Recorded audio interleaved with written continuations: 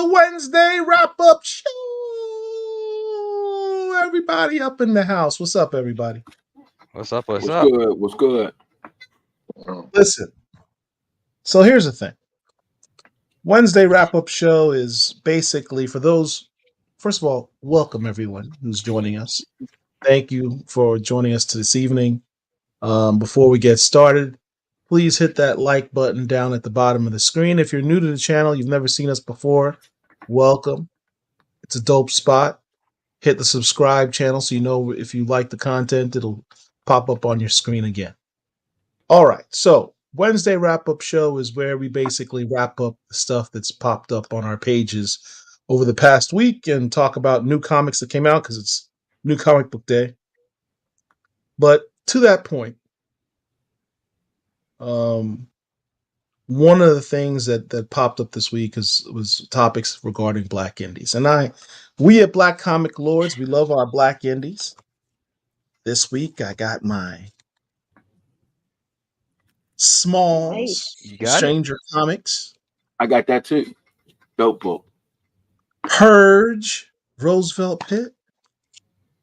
You know, with the Mara Comics. Blackout, got all those books in. Shout out to our boy Rodney Barnes. Johnny Gatlin came out. 20 Past Rigor came out. Shout out to Cody Ziegler, Goobers. This new book called Greaser. Even this book, this really off topic, y'all will talk about it in Space the Pedestrian. I don't know what this book's about, but people talk about it. Decided to check it out. The point is, we love our Black indies at Black Comic Lords. Facts. But there was a post that was made this week. Derek, can you bring up the post? Oh, well, you got to give me time to have it prepared, don't you? This is what happens. First of all, Derek is back. We're happy to have him back. He's been doing his. I don't think I'm allowed to talk about what he does, but he's been traveling, solving problems around the world, and now he's back. He's probably now needs a vacation from his quote unquote vacation. So his game may be even more off than usual, but we'll give him our grace. I do appreciate it. Yeah, I thought you were going to be pulling that up, Paul. So my apologies. I was going to be pulling it up. Oh, okay, so yeah. I'm doing your job tonight. Okay, I'm going to do my job and your job as usual. All right, that's all right. That's all right. Let me see what I can do. Yeah, Derek doesn't want to do his own job. All right, that's fine. It's cool. I'll just see if I can find it what I blatantly put in the chat for him. As everyone's staring at me going, what's going on? Why are they not prepared? What do we pay these people for if they're not even prepared? Take your time, brother. Take your time.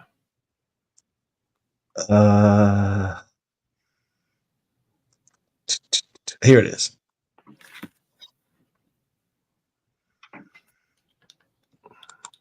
All right. So here's the post by Ronald Mitchell. Hot take, unpopular opinion. Trigger questions. Why do you all not judge Black indies the same way y'all do Marvel and DC? As I read through some of these Black indies, you know what? Why am I reading this?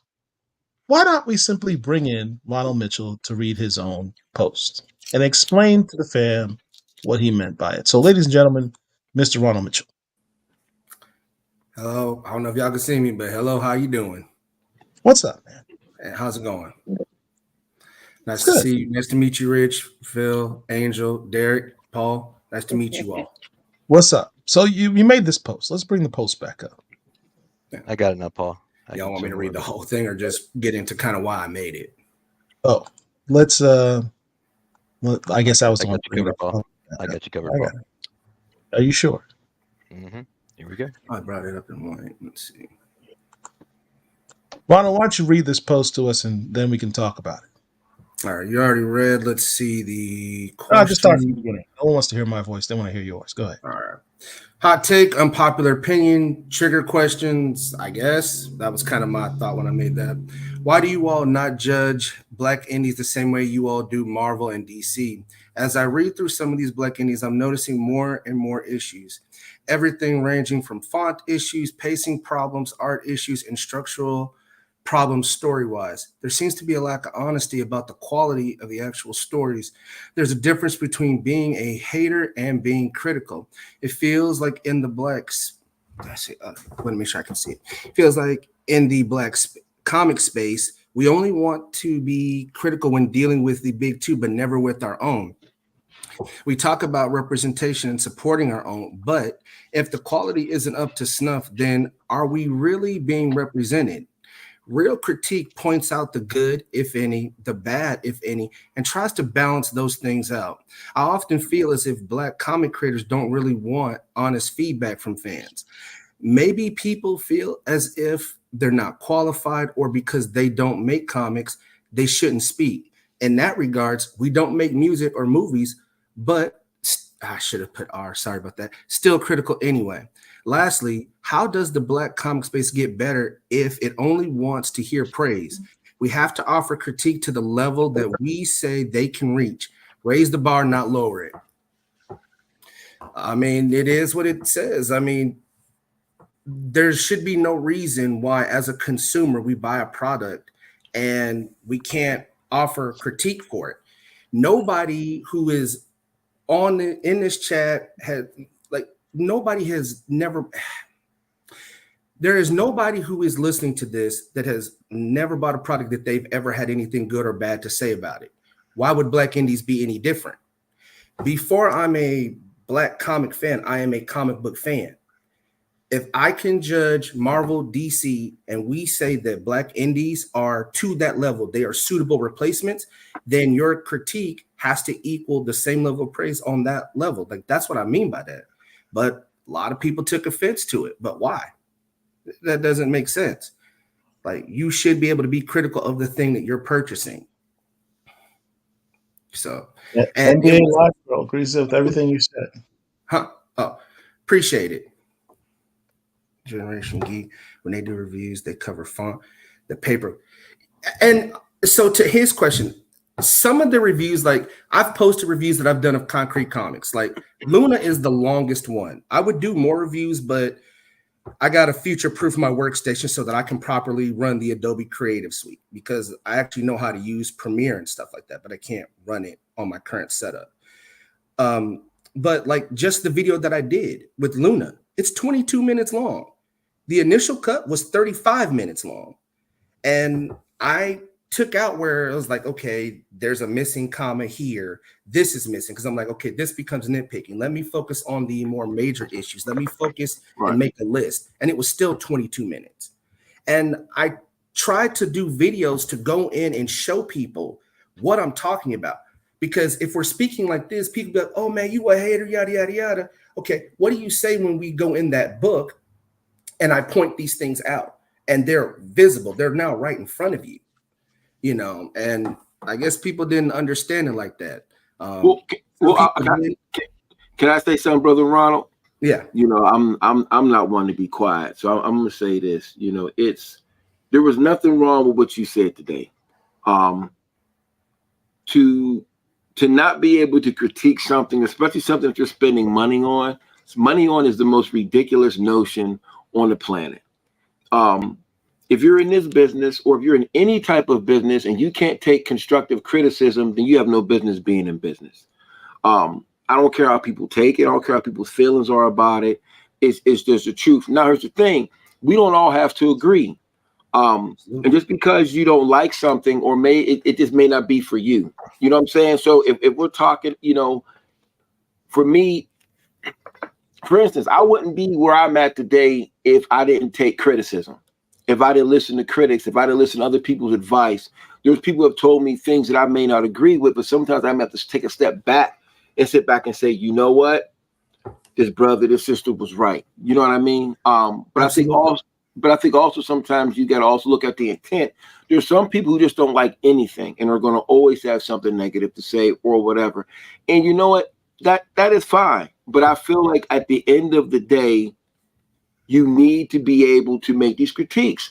If let me say this, if somebody can't critique your work, then you have other issues to worry about as a man besides for your work. The work is the last part of your particular problems, because growing up, you learn how to take these particular things. I do think that sometimes some people are intentionally harsh for whatever reasons, and that's a whole nother particular category. But at the same time, the internet, and I'm gonna go on a tangent and whatever, the internet has made it easy for people to now publish their work or to create these particular pieces of work. So what happens is that now we have to sift through different pieces to actually get to where we want. It's no different than in the music industry or anything else. But also, don't let certain critiques discourage you from continuing to do your art. Absolutely. You have to take the good with the bad, and you have to be able to use that as a tool, as a stepping stone to get to where you need to be at. But people are all upset because people got opinions. We'll give your book away for free if you don't want an opinion. But if you want me to pay $4 or $5, I need to be able to say, man, you know what? I don't think I'm gonna get the next issue. And that's not a black indie issue. That's not an indie issue. That's just a comic issue. That's an anything issue. A comic issue. Yeah. It's an anything issue. How do you make the distinction between critiquing and being critical? I probably use those words interchangeably, but that's why I said I try to do videos like for the things that I feel that were wrong. I try to do a video so you can see it. Do you see the distinction between a critique and being critical? I probably can't think of it right offhand. Like, let me think of so it. I feel like there is a difference between being a critique and critical. I could sit. So for instance, I can say this because we had this conversation. I was in LA with Sean Martinborough, and we talk about this in my movie Collections in Black, by the way. There's a point where some young ladies that came up to him and wanted him to give them a critique of their portfolio, of their work, right? This is a vetted artist who's been in the business for decades, actually. And so what happens is I witnessed him giving a very good analysis of their work. There was nothing mean. There was nothing mean-spirited. And if you're asking somebody who is a seasoned vet, what can I do to be better at what I'm doing? And they tell you, and you can't handle it, and you're like so upset. It's almost like the generation that is in our culture right now. They can't take criticism. You don't have to be mean-spirited in your criticism, but it's okay. I mean, I could read a book and say, man, I don't know, this particular book just isn't for me, and that's okay. And I don't want to do all the talking, but that's kind of what I mean by when I say there's a difference between doing a critique and being critical. Doing a critique is being done from a position of, I'm trying to help you get better. I'm trying to be constructive. And I think that's the part that I'm sorry to cut you off, that I was having a little bit of trouble explaining, and I apologize for that. And being critical can be from a spot of being mean-spirited or having an agenda or having a particular purpose that is not constructive. And I think that's the distinction that has to be made between the two. And that's not necessarily always easy for people to do. It really comes from a matter of, where are you coming from? Where's your heart in all of this? Because to understand, in this era that we have now, there's a lot of people that are trolls. Absolutely. And those trolls, and we all see them. They're the people that criticize everything. They're the people that find fault with literally everything. But when you pull them on it and you say, hey, I understand what you don't like, but what do you like? Yeah. And I think that's like? Go ahead. I'm sorry. What's on your pull list, as Richard likes to ask? And I think that's why in that post I said, like, maybe I shouldn't. I think I did say real critique. Is saying what you did bad and what you did good and balancing those two things out. like I said, if you're just pointing out negative stuff, then you clearly have an agenda. But if you can go in and say, this is what I think you did wrong, but here's something that you did right, you're offering critique. And I think you guys explained it a little bit better than I could just right in that moment. But that was kind of my thought process on that. I like this comment here by Kit Cloud Clicker. I think this is kind of the point I was trying to make. Critique means you are evaluating the good and bad overall. A critique is a detailed evaluation. Being critical means finding fault. Facts. You know, there's a difference. You're just purposely trying to find fault with something. And I think that's why if you've ever seen the 2 or 3 videos that I did, well, definitely 2, that's why I did the video and I went in the story so that you guys could literally see, okay, this is what he's actually talking about. This is why he said this is what would make sense for what he's saying. And like you said, just trying to be detailed so that you don't think I'm just being negative, but so you can see it. Like being in court and presenting evidence. You know, when you listen to movie reviews, they tend to put up on screen what they found wrong with it. YouTube channel, Honest Movie Trailers. If you ever watch what they do, when they talked about Avatar, The Last Airbender, the live action, and they said there's whole scenes where they're just staring blankly. I mean, satirically, they put it up on the screen and you see it. They are sitting there staring blankly. So you can't say they're hating, like they're literally pulling it up. You can't say it because it's right here, you know, and that's what this person, that's being detailed. I'm not trying to be mean, just being detailed, and we should be able to be that, but some people didn't take it that way. Oh, let me just say this one thing, Phil. Go ahead, brother. The important thing on all this for me in our space, because you know, in Black Comic Lords, part of why we exist is to throw shine on and elevate Black comic creators, because they're the most marginalized group of comic creators that are out there. Right. And we want to try and rectify that by balancing that out, by giving them a space where they can get their shine on and bring light to the work they're doing. But we want to more focus on the good ones, right? We want to focus on the people that have quality. And there's a quality control thing there. But the thing is, what I will say, Ronald, there's a difference between you coming to a space like ours to make that type of post and you going to an entirely different audience. And what we usually say is there's certain things we don't discuss in mixed company, right? It's not like you had this in like a generalized comic book. Hey, black indie comics need to get better or something. Made some comment like that in a wider space where it's not just us. This is us talking to each other about this issue, which I thought, you know, is important. It's important. But go ahead.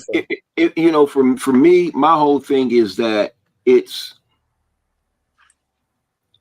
just like, so when I initially read it, so I made a response before I went back and read everybody else's, because I like to make my own response without, you know, going back and catering it to what everybody else is saying. You know, when I read it, I didn't see an issue in it, and I don't think he said anything that we haven't been saying.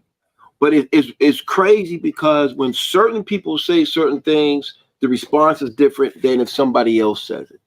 And there was nothing wrong with what he said. All he said was everybody needs to be held accountable and held to the same standards. Yes, there are people who are beginning. Yes, there is. But guess what? If you're just beginning, then maybe you're not ready to make a comment, cuz maybe you could just, you do your stuff until you're ready to go.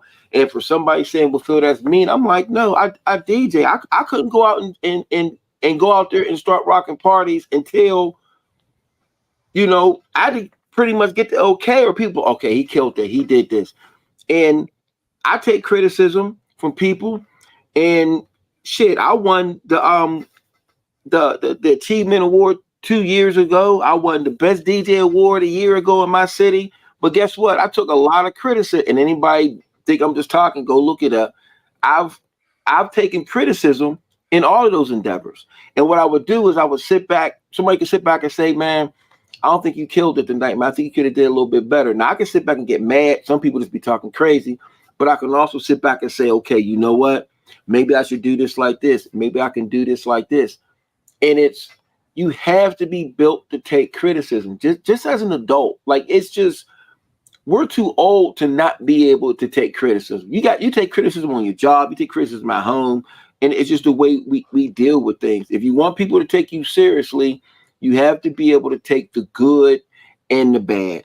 And that's just the truth. It's just being an adult at this particular point. It's not even just and if keeping we it can't 100. be honest with ourselves, with our own people, with products that we make, who can we be honest with? You know, that some of the people's responses on this post made no sense to me whatsoever. And a lot of people wanted to make it a budgetary issue. We don't have the resources. We don't have the editors. I had tremendous respect for the people that got in. There was one guy who said, I've been in this scene since the 90s. The tools needed to tell a better narrative are free. There are people in that post that said storytelling tools are not hidden behind paywalls. Like Paul said, you don't have to just get up and go do the research. Listen, there's no reason why we don't have a Black writer that's on par with Alan Moore, that's on par with Brian Michael Bendis, or an artist that's on par with Alex Ross. We can get to that level. But I'm willing to bet someone's like, why you want to compare us to these white men? They're the bar. Well, so here's the thing. I got you. Because now you lost me. You lost me because I'm gonna tell you this. We have that already. So that I feel what you're saying. And I may not know that, but I'm willing. I know you're saying. I feel you on the roll. I get it, but we got the still freezes and things of that nature when it comes to the artists who are on that particular level. I feel what you're saying, but I also, I want you to, we're gonna dial it back a little bit before we get a little bit too far here, because we do have some great African American writers and artists who can compete with the best of them.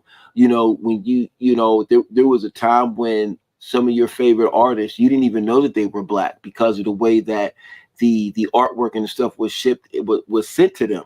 So that's a whole nother conversation within itself. So I would rephrase that and say artists on the indie level getting to the major level, but it's talent. Yeah, that'll be the way. But at the end of the day, I just want to see us get better. Hold on. Pause. I can't have people call me out by name and not respond. Oh, okay. All right. I ain't in that one. So here's the thing. No, this is a good point. This is a good point. Frustrated says, well, Paul, what was that you did in regards to John Ridley? Because you started out being critiquing, but then you became critical by not wanting to say his name on the platform.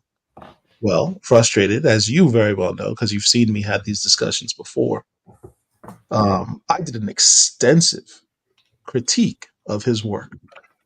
And in that critique, I saw that it went simply beyond doing bad writing to the point where there was an agenda involved in his writing. So that takes you out of the realm of I'm critiquing his work and me having beef with a dude who clearly had an agenda in his writing that I did not agree with. So that's a big difference.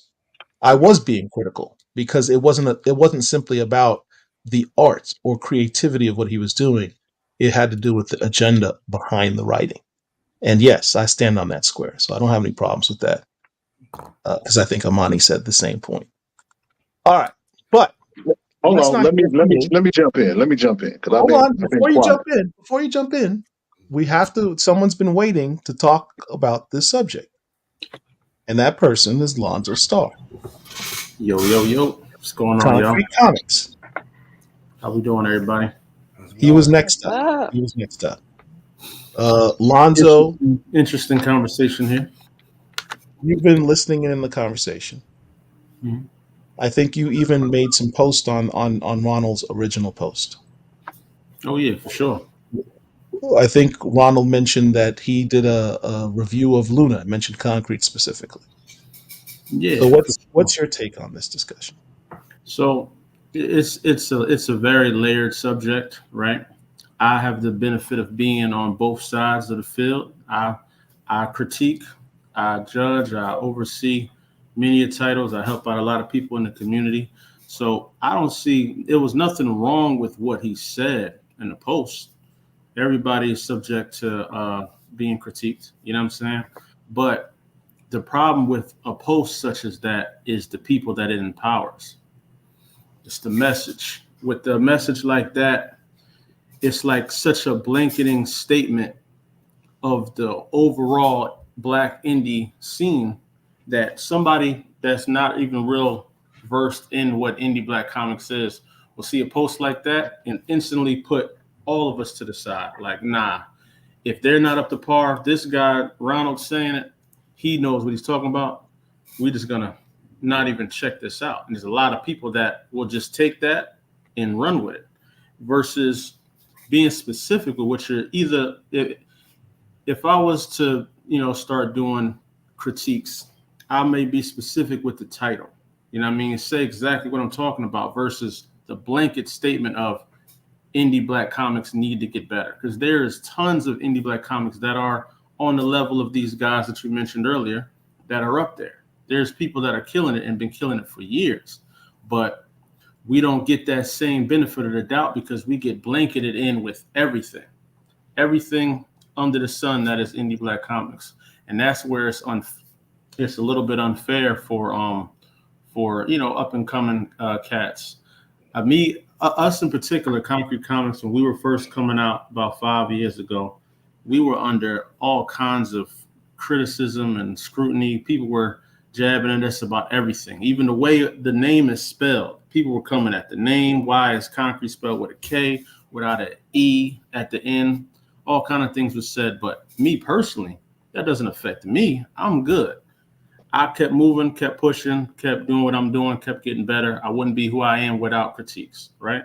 But there's other people that don't have the backing I got, don't have the backbone I got, don't got the support system that I got, that they got all the potential in the world.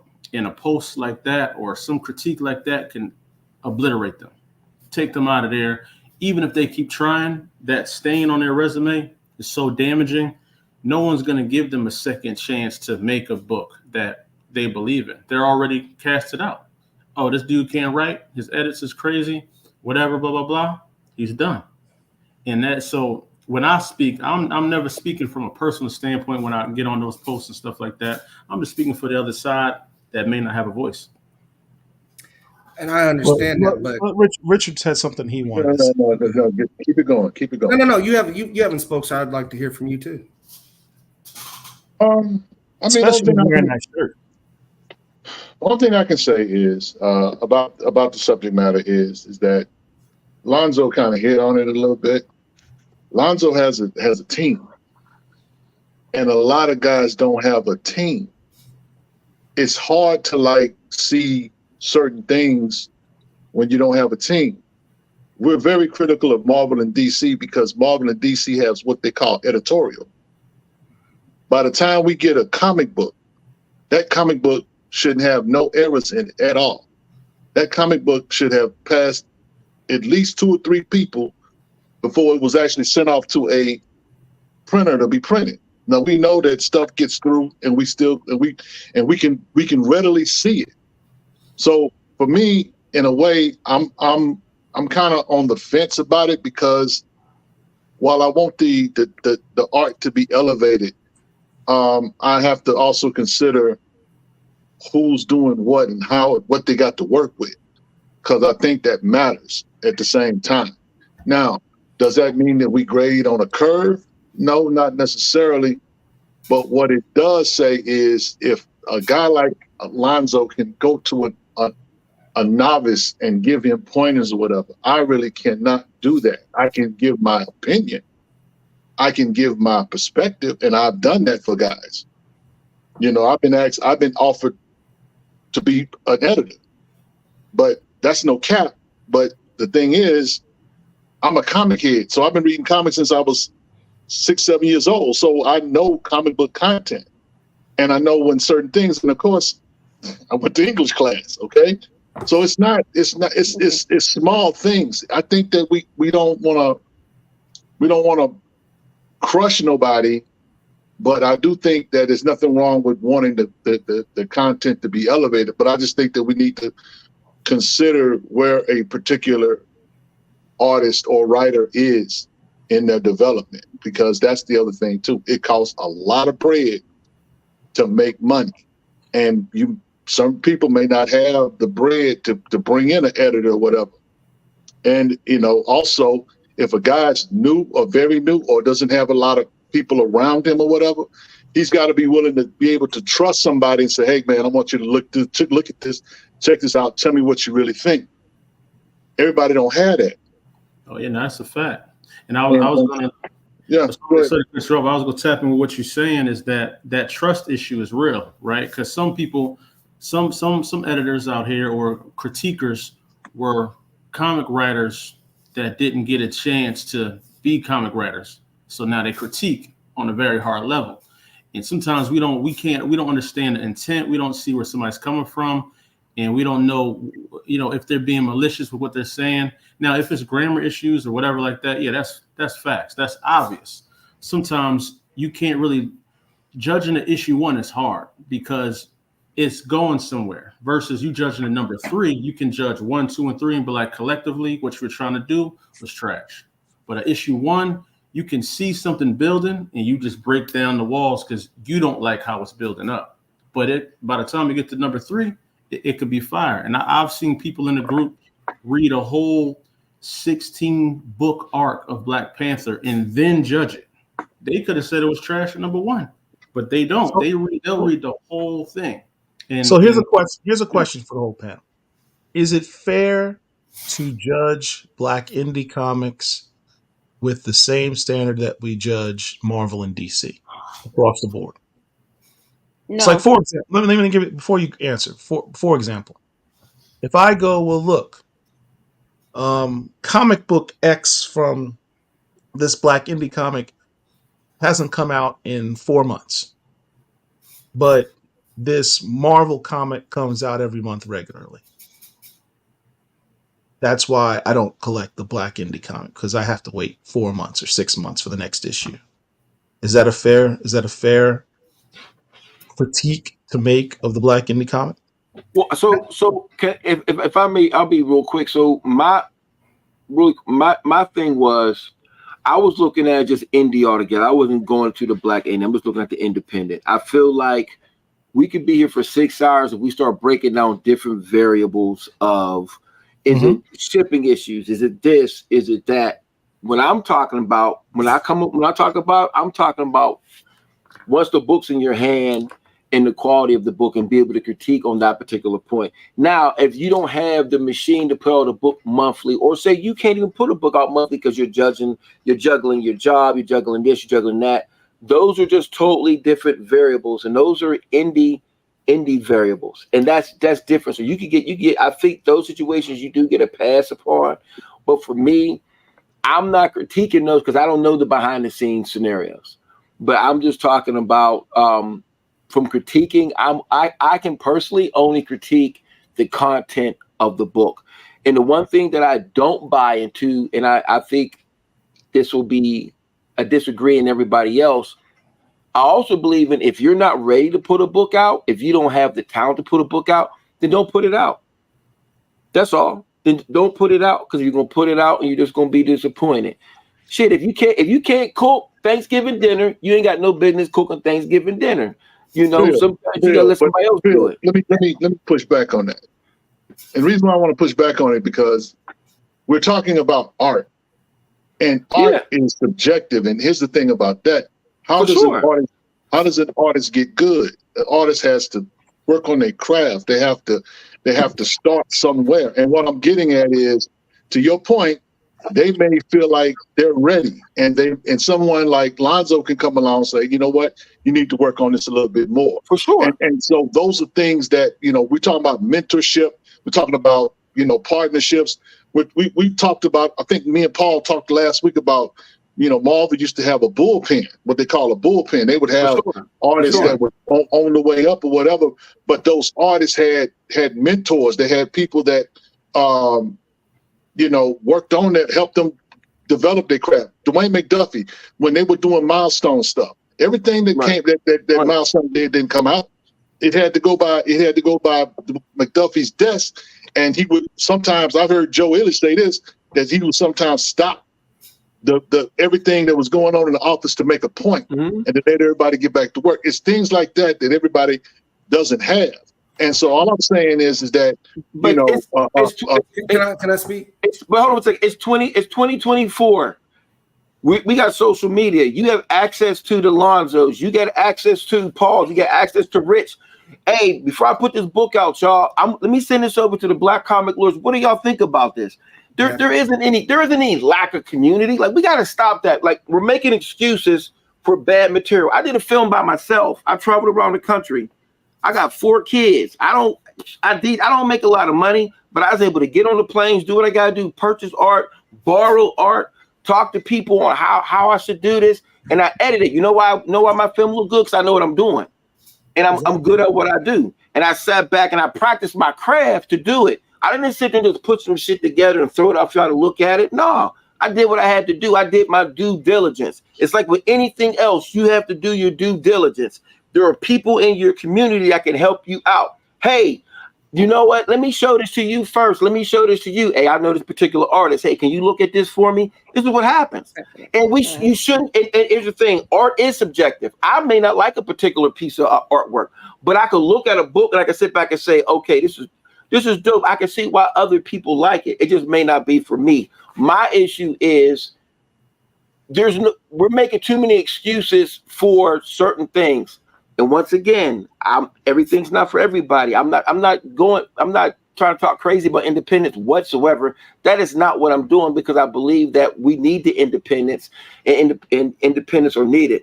But I'm just saying, let's not make excuses. Like, you can't sit back and show. I'm not making excuses. I'm just putting out some real facts and what certain things some people have to deal with. Listen, let me just keep it. You want me to keep it real with you? Please. I'll pull back the curtain. I have given 100 million different ideas, right? And I might see 1 or 2 of them come to pass. Okay. I might get somebody to like really listen or take heed to what I say. And what I'm getting at is that you can have all of the ideas in the world or whatever, but if you don't have the support system to help birth those ideas, it won't go nowhere. And all I'm saying is that a lot of these guys that we're talking about, they own the ground floor. They're not on concrete's level. But you don't have to be. They're not even on. They're not even. They barely trying to get one book out. Who are we talking? Here's the thing too. When we talk about Black independence, who are we talking about? But that's not. Wait. That's not. Wait. That's not the argument. Well, it's definitely. Can I say something? That's not. Phil said a lot of what. That's not the. One second. Let's talk, Phil. Real quick. That's not my argument. All I'm saying is, consult with your people. There's stuff that I want to do that I can't do because I don't have the capital to do it. So I just don't do it. So I can't do it. But to sit back and say that these artists, when you're sitting back, you're drawing. Everybody has a computer. Everybody's on social media. Everybody's in these groups. You can sit back and you can send your art to somebody and say, "Hey, man, what do you think about this? What do you think about that?" That's all I'm saying. I'm not critiquing whether somebody's art is good or not. I'm just saying, let's not pretend like. I'm sure if somebody hit Lonzo from concrete and say, "Hey, man, what do you think about this art?" You would give a critique on how you think the art is, or you would sit back and say, you may want to work on this, or you may want to work on that. That's all I'm saying. I want to add a different perspective, because I actually do logistics for comic books from all different levels, from idea to LCS, and not everybody is starting at the same starting point. When it starts from idea, you have to even know what questions to ask. It's easy to throw out, "Oh, you can do this, you can do that." Right. But there was a day one for everybody to even ask the question. So when someone pulls me in to do logistics for their comic book, I'm bringing 30 years and industry standards and all of that. But not everybody knows someone like me at all. So then they're doing guesswork, and it's a lot of guesswork. And it's a lot of trial and error, and you have to take into account demographics. You have to take into account what's even available to you. It's easy to say what you can Google on your phone. It's easy to say well, let me match my comic book to Marvel or DC or whatever. That's the easy thing, is the hindsight 2020. But when you're in it, having a guide, having the ability to even access someone that would help wherever you're at in that whole creative process. Now, critiques is opportunity for evolution. And then being critical is, I need you to be less than what I see you right now.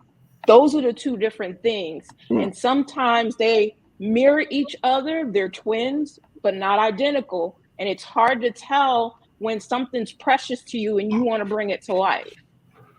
And see, exactly what she's saying is facts, right? Because there's oftentimes, in the community will tell you, man, I get a lot of people submitting to me, asking me questions, how to do this, how to do that, right? And somebody may say, yo, can you just read my comic and let me know what you think, right? Or can you give me a public review of my comic? And I pull them to the side and say, listen, bro, you know what I mean? I don't want to, if it's coming from me and I say that this book ain't good, a lot of people are going to listen and say, why would I waste my time getting that if Lonzo don't like it? So I pull them aside and say, bro, before you even go this route, let me hook you up with some editors. These are what I think you should go down the path right there, right? And it's easy to be critical of something that you can't do yourself. You know what I mean? I can do this. I've gotten awards. I've gotten this. I've taken artists and writers that have never written a comic book. Some of them have gotten awards, so they're doing what they're doing. So that's why a lot of creators are very cautious of critiques, because we don't know where you're coming from. We don't know what your credibility is, and we don't know what you're comparing us to. Luna is a brand new writer, that #1 book, and this is just behind the scenes stuff. But in the process of her coming in, we had an editor going out. So I'm finding a new editor, had to do it was so much going on at that time when she came out. We just had to condense it because she was on a deadline. We had to do what we had to do, live with what we can live with, build on like Luna better. You know what I'm saying? And I want you to know, because I spoke with you, I like Luna. I have told people, huh? Yeah, no, I was saying, me, I don't have no problem with no critiques. I take critiques as they are. I like Luna. I've said Luna could be a front runner, but as somebody who, I'm not stupid, I'm very intelligent. I know how to read. I know how to write. That's why I made the video, so that people wouldn't think, oh, he's just saying stuff. No, you can see exactly what I'm talking about. Just areas for improvement. My opinion, you don't have to follow it like Phil said. The other thing is, well, actually, Phil touched on a lot of what I was going to say, kind of my thought process. You can do your research. Yeah, everybody has a day one, but it would be one thing if I was just saying that and I had no basis. But when you go into that post, you see people that say, I've been in this scene. You can go and research those materials to tell a narrative. A indie creator talked to me this morning in IM. He said, there's too many people that watch Black Panther that wanted to get into this, and they don't know how to tell a story. They don't know how to do a beginning, middle, and end. That's the 3-act structure. When you learn photography, when you learn art, graphic design, I went to the Art Institute, I went to Clover Park Technical College. We all learn at least one rule that is the same unilaterally. That's the rule of thirds. That's a basic. There are people that do not know the basics. When I'm saying Black Indies, I've read a few, probably not as many as Paul or Rich, but I've read enough of a sample size to say, this one is good, this one is bad, and separate how they phrase it, the wheat from the chaff, and tell you why I did not like this. This one is good. And point out and show this is why. Like, so it's not just, as some people assume in the chat, I'm just some dude on the internet just being harsh, being mean. No, I want to see it get better. I love comics. I want to see Black Indies be better. I've read some good ones. Diary of Stray Dogs is one of the best ones that I've read. And when I read it, I was like, wow, this doesn't feel like a Black comic. This feels like a comic that has a strong Black, that has a lead that is the strong lead that happens to be Black. Well, let me ask you a question. I don't. Ron, let me ask a question. When you did, for example, your review on Luna, were you asked to do that? No, I just decided to do it. Okay, so and anybody could go do a review. Nobody's like asked Keith Lee, were you asked to go do restaurant reviews? He just decided to do them. He wanted to highlight these restaurants. Here's where I go back to the question of the difference between, or the fine line between, doing a critique and being critical. If you're doing it from a perspective of I like this book and I want it to get better, why not simply reach out to the creator directly and say, hey, I read your book and here's some things I thought were good, here's some things that I thought were bad, here's some things that can make it better. Instead of putting it on social media for everyone else to read. And this is the point that I think Lonzo was making, is if you have a nascent book, a brand new book, new creator, this is the first book they've put out. They've made some mistakes, but they're really hoping that it's going to take off. One bad review on social media by someone who's prominent can really crush that person's, ego. Phil says you got to have a thick skin. You should, but creatives can sometimes be sensitive about their stuff. But more so, even from an emotional standpoint, from a business standpoint, if you're a social media influencer, and you say you've got 1 million followers or something like that, and you put out a critique that says this book is trash and here's the reasons why, it's just my opinion. You may end up destroying this person's career before it even gets started. This is where we go back to, in my opinion, the critical versus critiquing. Because if you're doing it for the purposes of, I want to try to help this particular artist out and help them get better because I think they've got something here that could be good, you could always just kind of contact them directly. As Phil said, we got social media. You can DM anybody. You can email anybody and give your opinions. And if they choose to reject it, then the next issue that comes out, you can go ahead and roast them. Yeah, because just to speak on that, that's one of the issues I got is that in the Black community, in every medium, is so much emphasis on the bad, right? And there's no reason why stories like Crescent City Monsters isn't a topic every week. That story is fire, but I don't hear nobody boosting it or going crazy. I don't hear nobody talking about Is Nana as much as they should. I don't hear that stuff, but let a comma or a period be missing, that's getting a review. You know what I'm saying? Where's the reviews of those books? Where's the hype for the content that is really pushing, the culture, right? And it's just too much. It's too much hype for the negative. Like as soon as you see something that's not up to quality, let me post about it. Let me demonize the whole culture. Let's get them out of here. But then Newton get a couple, 3 or 4 likes on a post, and that's it.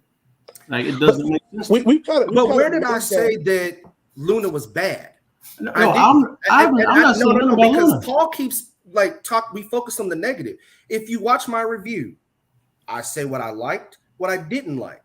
I'm a fan. Regardless, I should be able to do that. Anybody should be able to take a book and give their opinion of it. Let me ask you, if your book gets reviewed by IGN, do they send you a copy of the review first before anybody else?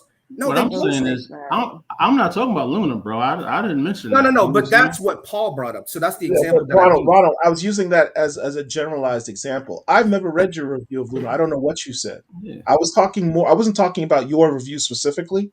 I was talking about the process and the intent behind what you're doing. If the intent is, I wish to help this writer out and help this creator out to do a better product, so I'm going to contact them directly. You could do it that way.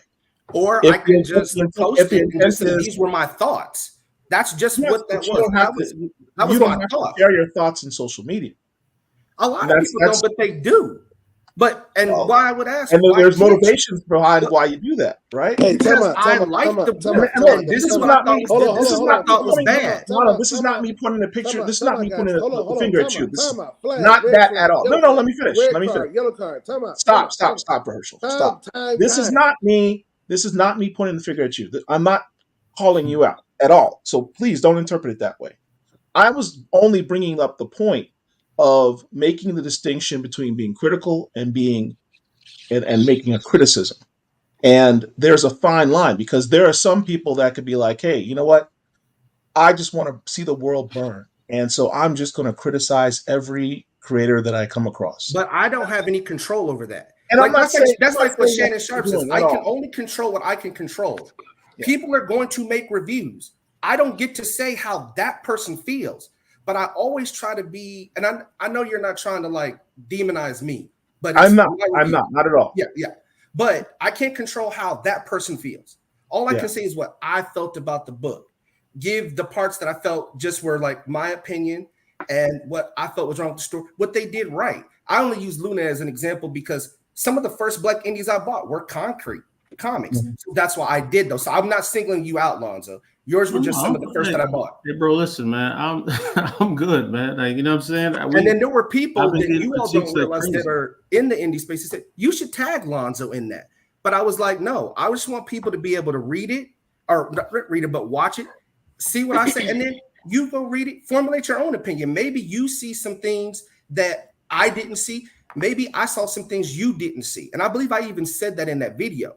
Look, but that's cool, I want to see the world burn, I don't need to do a 22-minute review to do that. I could do that in 30 seconds just by saying, fuck all this shit. But I took the time, and I even had a list, but I was like, okay, like Lonzo said, if you want to point out every comma, I'm not fixing it. I'll let grammatical errors like that slide. As I told people in that post, as long as it don't break the story, I let it slide, because those things happen. But I want to focus more on just story mechanics. That was one of the things my mother taught me early on, was how to write. So that's something that I do focus on. As far as motivation, just because I wanted to do it, I wanted to contribute something to the page. Herschel has talked about it many times. It's like there's a lot of people that don't contribute. That was just one way I felt that I could. I feel like we're losing focus on this point, because I know somebody else was fixing to talk. Why do the question was simple for me, and it made a lot of sense on both sides. It says, why do you all not judge Black indies the same way y'all do Marvel and DC? I know I came on late, but I never saw anybody respond to that exact question. Now, he did elaborate and went on to some different points, but can somebody here, and I'm not holding a gun to nobody's head, but can somebody here answer the question for you? Okay, so let me say why I asked that first.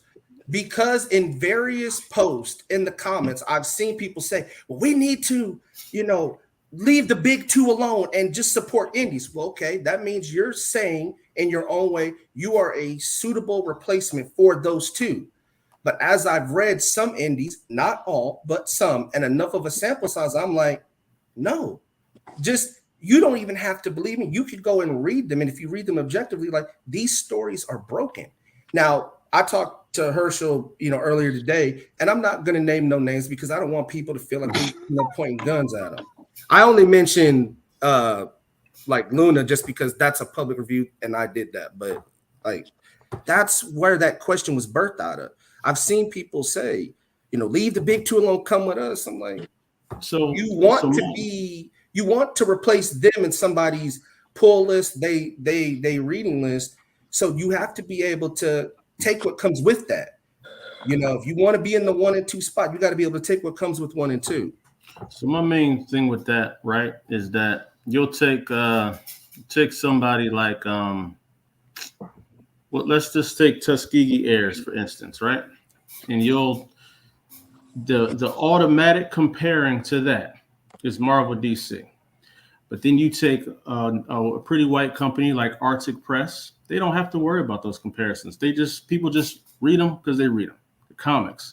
They don't never say Arctic Press or Marvel and DC. They don't ever say these other white notable publishers and compare them all the way up. But you take me, I gotta go against Blade. I gotta go against Black Panther. I gotta go against Green Lantern. Like, it's just like, why is my bar like you're either there or you're not worth me buying? You know what I'm saying? Like, that's crazy to me when I think about it like that, because that's what it feels like for most Black indie creators. And I'm not speaking for me in particular. I'm speaking for the cat that's just by himself, making a comic, got the money up, putting it out there. He gets judged by the highest scale possible and then destroyed. So that's the same question to you, Lonzo. Again, is it fair to judge a Black indie comic by the same standards and criteria as you judge Marvel and DC? It depends on what their backing is. If that indie Black creator is on Image, if you're talking about Sanford Green, yeah, he has the machine behind him. So there's layers to the current independent. You can't take a local rapper and compare him to Meek Mills in Philly. You can't do the two. He don't have the resources and power that Meek Mill has versus this guy from South Philly. He was fire, but he don't have the music videos that can compare with that. He don't got the stuff to compete on that level. But he still wants your dollar. Well, you know what?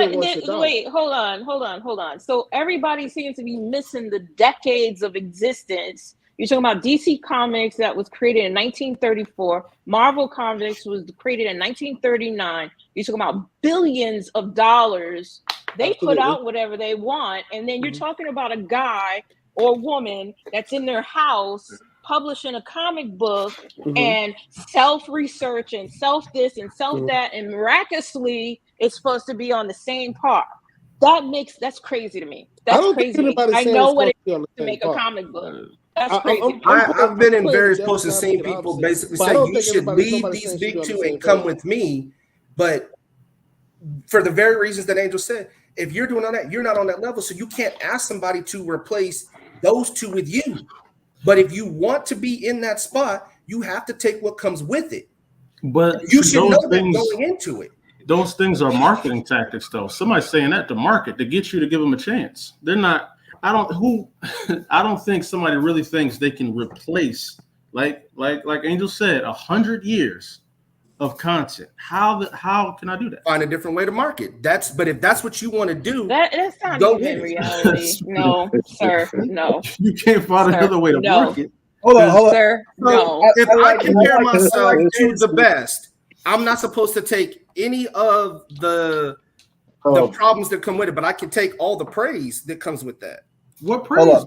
Let me say something. That's kind of my thought process. Like, let me say something. Let me just make a comment. I'm better or I'm equal to the best, but you can't take any critique that's on that same level. You can't take any of that. You're not supposed to. That's not even the conversation. Because I'm going by what it's been brought up in that post, and I just kept reiterating the same thing to people. When someone is an indie comic and they're asking for your support, that support does include critiques, which again I said is opportunities of evolution. But when you're critical, you're talking about seed and seedlings of a book or story, and that's where there's a difference in, okay, well, Marvel and DC did this, and this. People will get there. They all get there. If they're passionate about it and they stick to it, it does eventually become on par. A lot of comics have. But if somebody's asking you to support from the beginning, you have to have a level of understanding where they're at compared to where they're going. And that's all I think most creators are even asking of their audience. Can I say something? I just want to say, I'll be very brief. Richard had something he wanted to say. Oh, go ahead, Rich. My fault. Richard mad as hell too. You say, I was just going to say that I've made the commentary that Marvel and DC are not the only game in town. Right. And ultimately, what I was saying when I said that was to let people know that you don't have to get your books, you don't have to get your art from just Marvel and DC. You can go to Concrete, you can go to Advent, you can go to other places. They're at this point, DC and Marvel is Walmart. You can go to your local store and get quality. Here's the thing, though. And to answer Paul's question, no, it's not a fair assessment. Or you can't judge a independent to a behemoth that's been in the business 100 years, that has, fan bases that run generations. And a guy just started 5 years ago. That ain't even, why are we even trying to have that conversation? Here's the deal. If you buy a comic book and you spend your money, you have a right to comment on if this book is good or not. Here's the thing. I'll pull back the curtain. I made a post one day and I wound up taking it down because I was upset at a creator who sent me a comic book in an envelope. In an envelope, not a Gemini shipper. That was pretty bad. That was a regular envelope. That thing was folded. Terrible. Like dollar bill. Terrible. I was hot. Herschel called me, said, "Rich, you got to take that down." Because I made the commentary. This is what I said. I made the commentary. I said, this is why some people don't support Black independent. I said what I said. I was wrong, and I apologize for it. But at the time, you couldn't tell me nothing. You wasn't wrong. Because I had spent my money, got this book in the mail. Bro, I would move. It didn't even it wasn't even a bag. It literally was in a manila envelope stuck in there. He put a piece of tape around it and shipped it to me. It was bad. And here's the thing. Here's the thing about that. Now, that was inexcusable in terms of if you're in this business or whatever, and you want to get your books to your customers or whatever, then you have to use a little care. That's something that you have to know in the business. Now, a guy who is coming and he's doing the best he can. He's trying to figure it out. He's trying to figure out story. He's trying to figure out pacing. He's trying to figure out how to move the story along. How does the art go with the words? What is my lettering like? Those kind of things. He's got to learn that, whether he talks to one people or get it off the internet. Now, Black Comic Lords, and I'll just use us as an example. Black Comic Lords started with me and Herschel just sitting on Sunday nights talking noise. We're not that no more, though. And we got hella criticism. Y'all not doing this, y'all not doing that, y'all not doing this, y'all not doing that, y'all don't have this, y'all don't have that. We still get criticism. Yeah, I was about to say, why are you saying that past tense? But guess what? We still doing it. And here's the thing. If I had to compare myself to other podcasters that do this, I might not measure up. I might be on the bottom level or whatever. But that don't stop me from wanting to get up on Sunday afternoons or whatever and talk with the people and hang out with and talk to people like DJ Big Bill and whomever. The thing is, everything is relative. The artists and the writers that are in this space that are trying to do this professionally, that are starting out, they need a scholarship sometimes. Hey, hold on. That's the truth. That's keeping it real. They need help. And to act like they can just go to the internet and get help, that's crazy. Richard, you have to know the question. Richard, to your point, I want your comment on this post from Jay. He says mixtapes and EPs are not the same just because they both cost money. I think that's a very interesting analogy. I like that analogy. I would simply say that with a mixtape, you're not. First of all, most time it ain't your music; it's somebody else's music. Yeah. So with an EP, the music might be your music, but you're not putting out no more than maybe 5 or 6, 8 songs, or whatever. Mixtape could be 20 songs. Right. So right. It's all about. I think that when it comes to the independent Black comic book community and what we like and what we want, we all want dope stories. We all want dope art. Everybody's not on the same level. Lonzo at Concrete, he's got stellar art. He's got. Listen, let me just talk about Acolyte real quick. Acolyte's a dope character. Rich, you got 2 minutes, man. You got 2 minutes. 2 minutes. Bro, I've been quiet all night. Acolyte is a dope character. I love that character. I love that story. I like his swag. I like everything about that character. I like his color design, everything. Right? And so if I bring Acolyte up to say someone and say, hey, man, you ought to check out here. He doper than Blue Marvel. They'll look at me like I'm crazy. Like, the proof is in the pudding. For real. Hey, but you know what, though, Rich? Let me can I say something real quick? Y'all know me. I don't care. Let me say something. You got to be able to take a critique. I don't care what nobody says. We can do all these variables and all this stuff. If you can't take a critique or something, it just is what it is. And y'all critique books every time y'all come on this show. Period, point blank.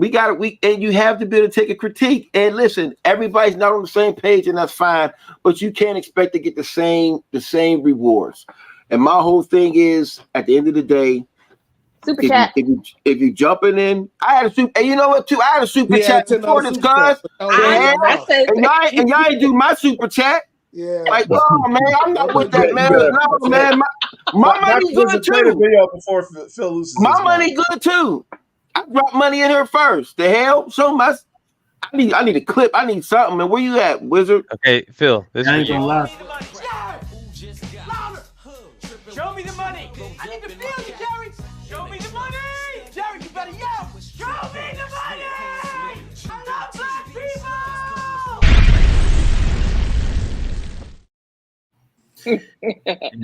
I was gonna say, I ain't gonna lie, man. Paul and Herschel have been at the random messages for me, trying to curate just try to bring in some of the dopest or bring awareness to some of the dopest creators out here that are in the indie black community, not even just indie blacks, the indie whites, whatever they are. I'm always trying to put them on like, yo, this dude's dope. I was on Mike Watson, like, yo, you got to get in here, man. They need you in here. They need Hot Shot. Get in here. Midnight, whoever it is, I'm always advocating for the bar of who we are, because there's a lot of people that aren't ready, but they get the light with bad critiques, and then it overshadows all of it. So I'm always trying. I want to say this part. Partially, some of those people who might see, like, first of all, I want to say I thought it was a great question to ask. We all know if the best way to communicate with these creators is to go online and just tell them, DM and say, man, I like this, I don't like that. This is a new world. It's 21st century. It's how we kind of operate. There is a code, unwritten rule out there that if you see a black creative, you don't publicly go on a forum and tear his book down.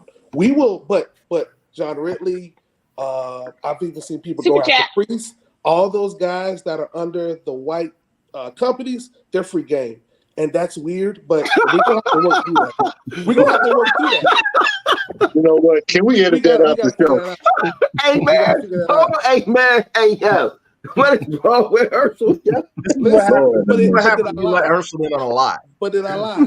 Don't edit, but get Herschel. Hey, that's Herschel, man. Because we went out there. Listen, God forbid I go and start working for Marvel. I'm not talking about the guys on this video. I'm talking about the community. God forbid I go work for Marvel and Storm breaks a nail.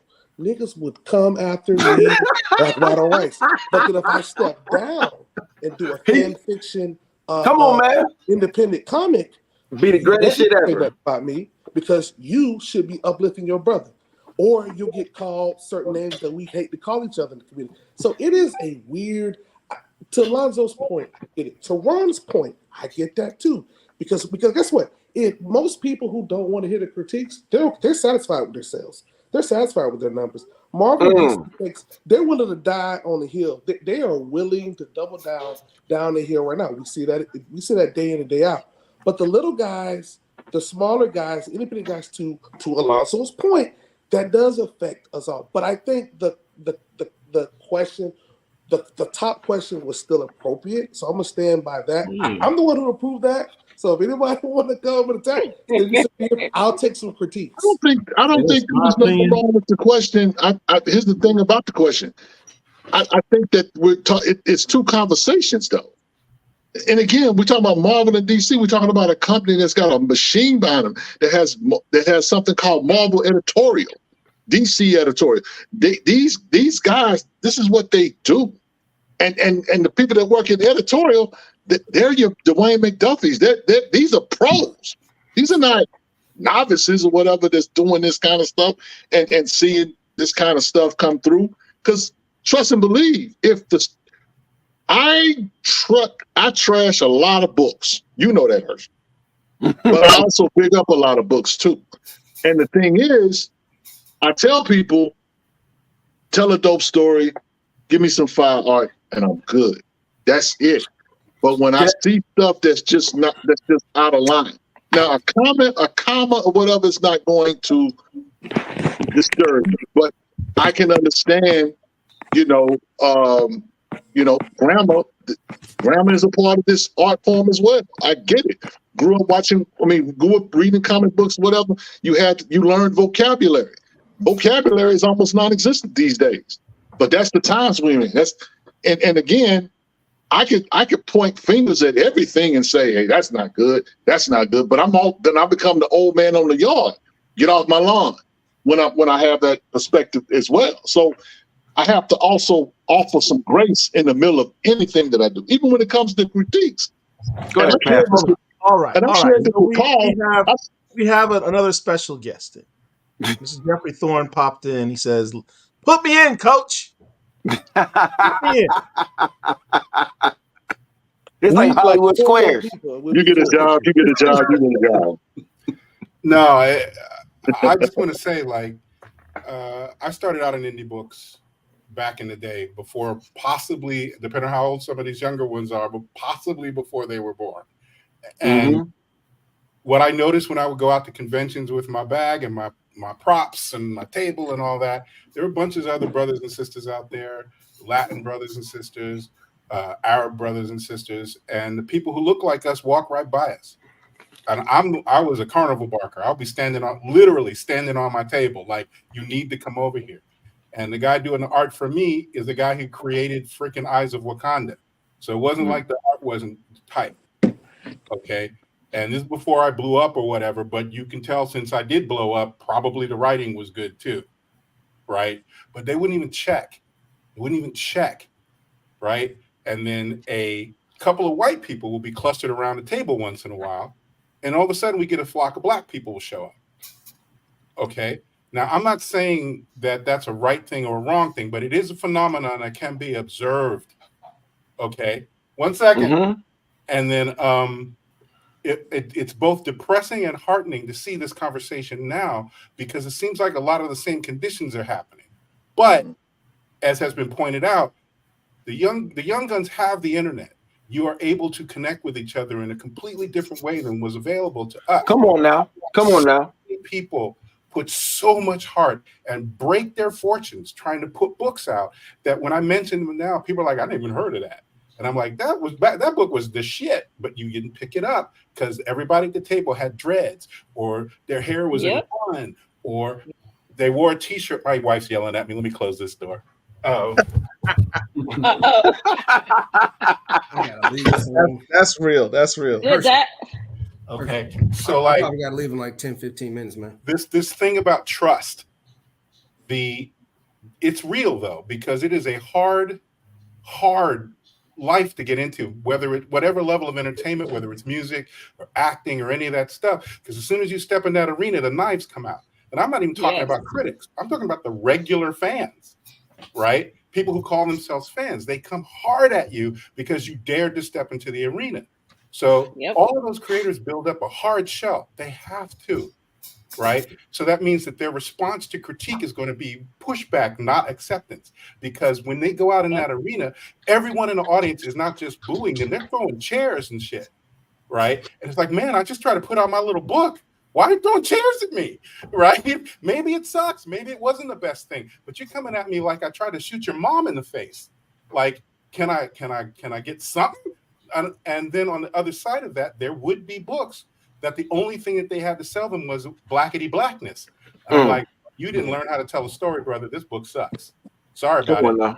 Yeah, you know, that I is a might be valid black point. like you, I've but seen I'm that not a also. writer like you, and that book sucks, right? So what you need to start to develop is the ability backstage for someone like Phil, right? If he's got the time and the inclination to go, okay, look, I have no axe to grind. Doesn't help me or hurt me if you get successful. But here are some things you might want to check out before you put this on wax and before you put this in the street. Okay, you don't have to listen. You can get mad, but you get mad backstage. You don't get mad in public at the people who are going to come at you, because those people are going to come at you. People came at me over Green Lantern. Fuck them. People came at me over X4. Fuck them. This video is demonetized. Okay. Let's go. Saying, they don't matter. That's my Jeffrey Jones, my man right actually there. buying your book. All that matters is who's buying it. Critics are talking to the audience. They're saying, here's what I felt when I read this book. Here are the things I thought were right with it. Here are the things that are wrong with it. But the critic is 6 months behind you, right? If your book by the time your book's on the street, you're 4 months down the line. Yep. Yeah, you've already written the next. So whatever the critic has to say, even if you wanted to implement it, you can't. Right. Right. So the critic may make a million valid points, but you can't do jack about it. Okay. The critic is talking to the audience and maybe giving you a road mark for, okay, well, you know, he's making me mad. She's making me mad. I didn't feel like that. But these 9,000 other people, they kind of agreed. Maybe there's something there. Yeah. Yeah. Right? One critic, meaningless. 80, you ought to think about it. Yeah. Right? Right. You don't have to do anything, but you might want to consider it. But the problem is, as I have observed it, is it forces us all into these, everyone's in a corner with the fists up. And there has to be a level of, I'm not trying to tear you down, brother or sister. I'm not trying to hurt you. I'm not telling you something personal. It's the about approach. you, It's the approach. right? Yeah. It's that like, part again, Herschel. this isn't personal to you. Now, the problem obviously is you might come into that jerk who it is personal and you don't know. Right. That's why you need a thick damn skin, just like you have in real Never life. know. We're not talking to random people who went to freaking Brady Bunch High. Everybody we're talking to is Black or Latin. You already have the thick skin. You only let your guard down because other people look like you and you think you're safe. You're not. Okay? So behave accordingly and find people you can trust. Find people whose artwork you like and they got the right vibe for you. Find a person whose writing you like and they got the right vibe for you. And maybe they have time. Maybe they don't. And if they don't, you got to take that and not think it's personal. They might not have time, right? And if you stumble on the first one, it's not that damned Eminem song where you only get one shot. Go back to the damn lab, right? And cook something else and bring that out and serve it to the people. They don't care. They won't remember. People forget you if you suck. They don't hold it against you. The thing you put out that sucks, they will not remember it. No, okay, they will dredge it up later when you turn into a star. They will be like, didn't you do that thing that sucked? But at that point, you're already Michael Jackson. So, right. That's all I wanted to say. Like, I'm happy to see you guys doing this. One of the reasons I love Black Comic Lords is there is the beginning of something here that, if it's nurtured, can solve this problem, which has been going on for decades. Yeah, right. True. And I want less animosity and more of, all right, fair. These are the problems. What can we do to fix? And I already see that also being discussed. So this is all good to me, and I wanted to just express that. But it is partly creators not knowing where they are, and it is partly the audience just coming out with these knives like this is supposed to be Batman level or whatever, when it can't be. Right. And I just want to clarify, like I said, that question was born because I've been in other posts and I've seen people say that and make that comparison. That's why I asked that. I full well know that you're not on that level. So I just want to bring that up. And then Jeff, you brought up a valid point. I hadn't thought of that. I hadn't thought of, like, by the time I read that issue, you're 4 months down the road, but I can only go off of just what I have. So you gave me something to think about. And look, I agree with him. BCL is the reason I started buying Black Indies. You all inspired me. That's why I bought Concrete Comics. They were the first indies that I bought. It's because of this group. It's because of this group that I bought the hardcover for All Negro Comics, because somebody posted. I didn't even know that existed. It's because of that. It's because of this group that I backed the Epiphany Engine, because I'll put it to you like this. I told Herschel this earlier. When it comes to Marvel and DC, one of the trepidations I've had about being on the show is that I'm 5 years behind. Like COVID just kind of took me out of my rhythm and I haven't caught back up. But you know what I have read recently that is up to current is Black Indies. I sit and I read at least one or two every Sunday while my clothes are drying at the laundromat. So I am taking the time to read these stories and not just looking at it like this is probably going to be shit. I'm reading each individual story and doing the best I can and I know how to do, just to judge it on its own merits. So, but this group has inspired me to do that. And I talked to her earlier. If I didn't care, if I didn't like Black Indies, I wouldn't say anything. I would be like what Herschel said. I would just be a lurker. I would just be here. I didn't even know about Philadelphia until I saw it on this channel. Like, people have to talk. And I gotta go soon. I was like, damn, what is this? Like, it was like, thanks, Ron, for coming in, man. Appreciate you coming in, Doc. And I saw the little chat with Deron Flood. He said he got smoked with me. Look, I'm gonna say let that slide, man. Let that go, man. Don't do that. No, that's what I'm gonna say. Like, I'm not here to argue. I'm not here to argue because let it go, man. Let it go. Let it go. Let Ronald. It's all love. Like, I don't want Ronald. I'm not speaking of no kind. I just want to say, let me finish. I don't want to bring that here. I just, like Jeff said, it's all in love. Anything that I do is to engage the group. This post was just to get people thinking. I want to just be a part as best as I can. I'm not here to start trouble with nobody. So I'm going to leave before that becomes a thing. For sure. Ronald, I want to personally thank you on behalf of BCL on agreeing to come on the show. One of the reasons I wanted to bring you on here is because I really did think that you did it from your post today, that it didn't come from a place of negativity. I know that it generally came from a place of, I'm enjoying this. I want to support this genre. I want to help contribute to the discussion. And you did that. So that's one of the reasons why I really thought it was important that you came on. I'm glad you came on. Thank you for Herschel to reach out to you and bringing you on. And, look, as I said before, it's not like we have this discussion in mixed company. It's us. Yeah. We need to be able to talk to each other. We need to be able to have these types of discussions with each other openly, but without being, negative, without it being personal, And that goes for the creators as well, Ronald. I didn't read whatever the hell it is that you think started your beef, but people have been talking shit about me for quite some time. I'm not reaching out for anybody's neck. Okay. They can say whatever they want. And if there's some value in what they say, I take it. Say it again. Say that again, Brother Thorne. Say that one more time. People say what they're going to say, right? And critics of good faith can still come really hard on you. And there have been people coming from my neck since I stepped on the field. And I am not mad at any of them. I don't think about them like somebody when I see, when I see you, you better keep walking. It's not like that. Right? And I agree. Like, I wouldn't have brought up Deron if I didn't see his comment. Because even in that post, I was like, I'm going to block him. But we should all avoid this level of beef.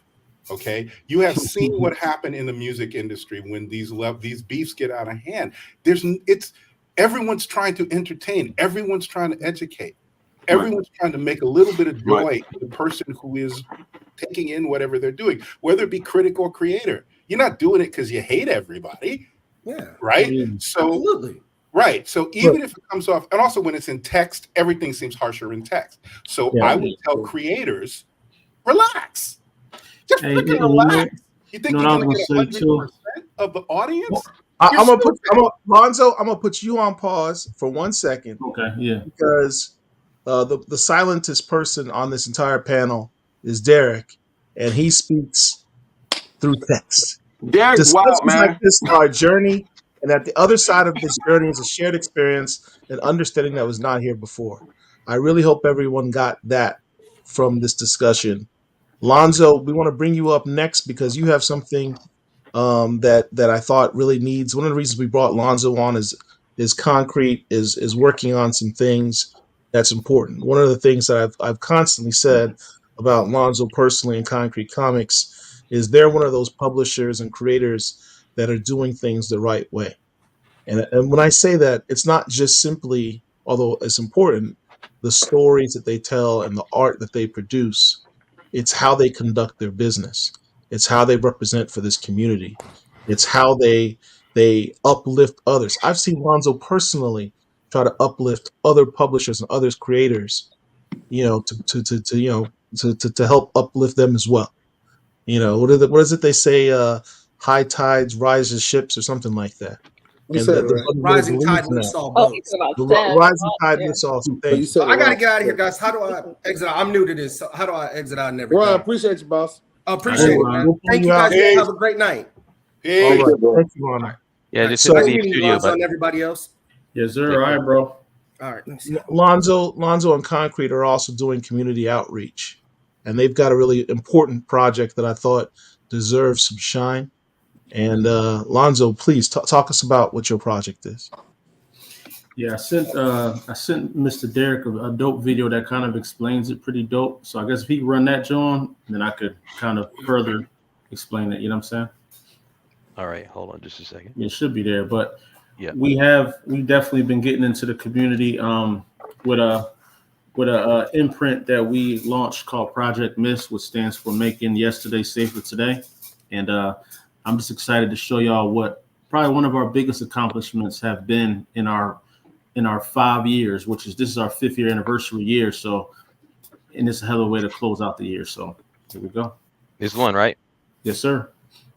Copies are going out to those who are registered to vote 18 through 35, all in Philadelphia area. It's here with my boy Derek. We have one of the most important elections coming up, and you've done something special. It is true. It's very true, man. My name is Derek Lonzo Star Island. I'm the CEO and founder of Concrete Comics. We brought you Liberty Nights today. I got a couple of questions for you. All of your characters in some of your comic books are all African-American, all Black. Yeah, Concrete Comics is all about representation, man, creating a POC character. That's something that we definitely don't see, and we just wanted to give ourselves our own voice in this medium because we don't often get that spotlight. So that's what Concrete Comics is all about, and that's why I partnered with Show Up Strong and the Voter Project to really bring what we do as a talent and into the culture to Philadelphia. It's something different to this election. That's amazing. Tell me what's happening now. Everyone's going to receive this comic book. Yes.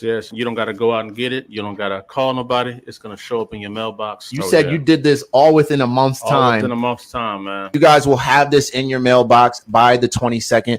Make sure when you get it, scan that QR code for more information. Over 100,000 copies are going out to those who are registered to vote 18 through 35, all in Philadelphia area. It's here with my boy Derek. We have one of the most important elections coming up, and you've done something special. It is true. It's very That's it, Derek.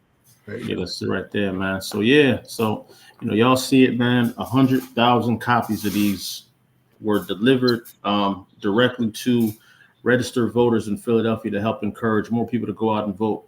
We ain't talking about who to vote for or what to vote for. It's just go out and register to vote, and let's just try to make a difference, man. And that's one of my favorite parts of being a comic publisher and a comic creator is that not only do we write stories about saving the world, we can actually do it and try to do it and try to have our voices out there. So I created the Liberty Nights just for Philadelphia, and 100,000 copies sold in 1 month is kind of crazy, you know what I mean? And I'm not mad at that at all, man. So shout out to our partners over there at Show Up Strong and the Voter Project, man. Concrete Comics is in your house right now. Household name. So where can people in the Philly area set themselves up to get to be part of this project? So it was delivered to 100,000 residents, like straight to their mailbox. So a lot of people just woke up and had it already. Can people still get it? Yeah, so you just subscribe to the website. You can get a free digital copy, and we will be having a link on there if anybody wants to purchase this. It's dope, man. Shout out to the team. We literally had a short deadline. It was from maybe September 14th, and the book had to be printed by the 3rd of October. So, we got that thing done. I wrote it in about a couple hours, and we put it out, man. And just some of the emails and some of the people that are responding to it are blown away by it. Somebody said this is probably the best voter propaganda they've seen in years. So you got high praise from Mr. Canaan White. He called you guys heroes in the flesh. Hey, man, Canaan White, man, listen. All I know is I'm trying to get Canaan White to do the Acolyte trade cover, man. I need that. You know what I mean? And maybe you heard it here. Just reach out. Just give him your email so he can reach out, man. Oh, for sure, man. I definitely will. Canaan White, funny story. Canaan White did our first ever company poster. Okay, that's what's up. But yeah, man. Shout out to Liberty Nights is in your house right now, and if you are in Philadelphia, you probably got this in your mailbox. And shout out to everybody that's been subscribing to the website.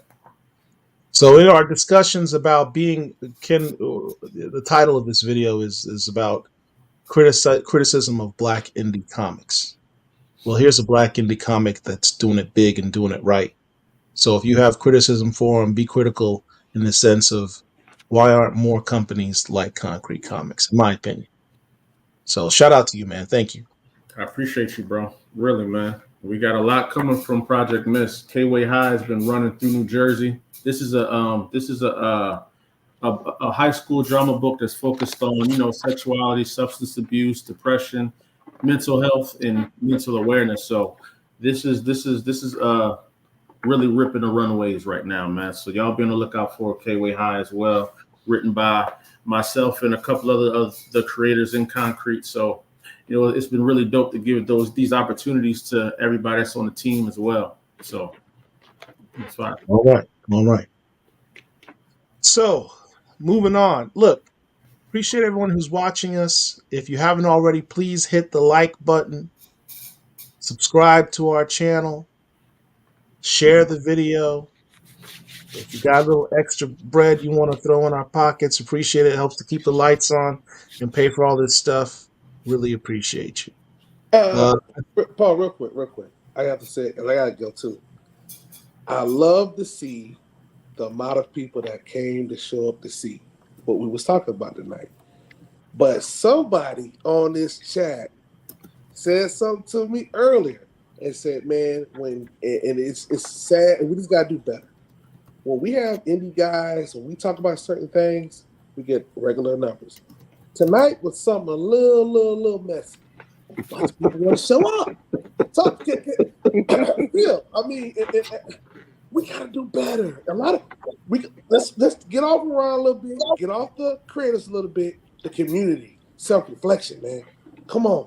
Now I know I made a little flyer in BCL, whatever, but God, dog, bro, like Derek, where we at numbers wise, bro? Like YouTube is good. I know other channels is even more than this.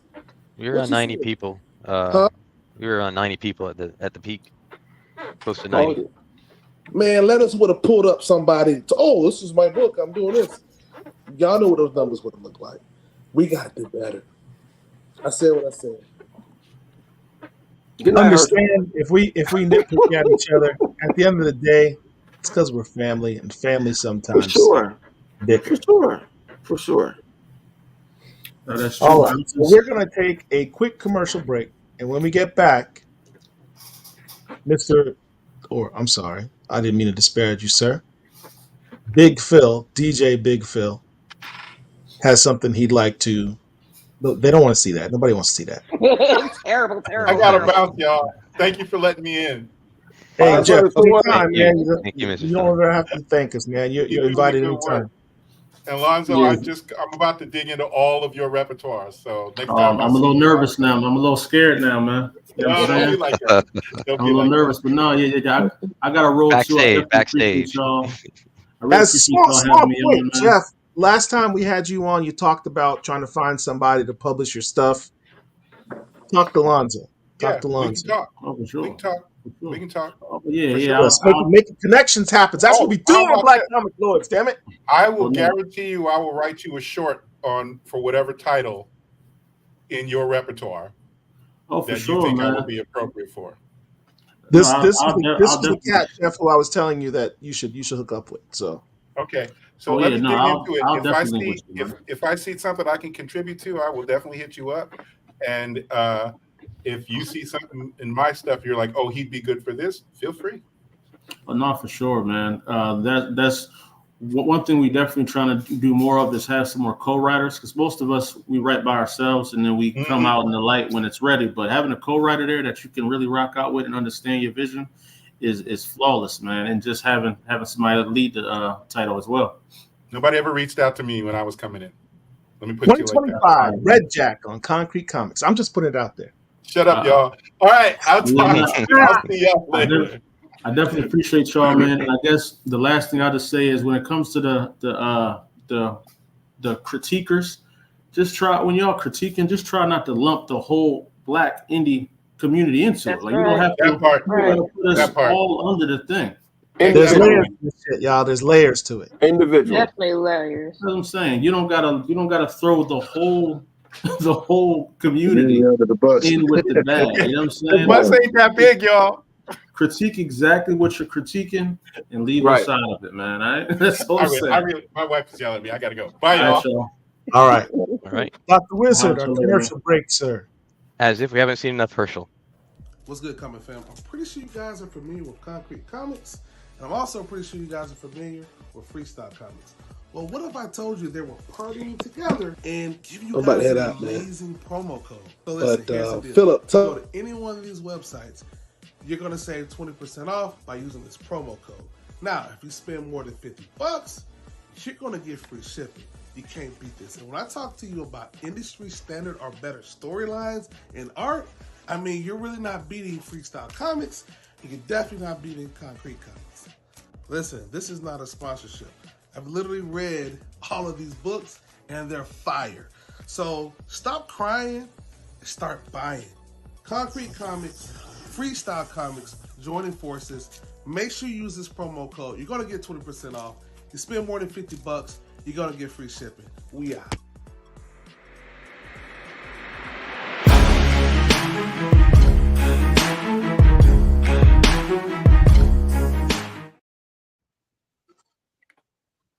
All right. Welcome to Paul. Yeah, he'll be back in a minute. So that was a great discussion, and as you know, I just sat there and just sat back and listened. You know, man, you were instigating, D. You was instigating in your own way, man. You're hilarious. By the way, Phil, we didn't forget you, so let's go in and get you covered right now with your super chat. All right. Okay. All right.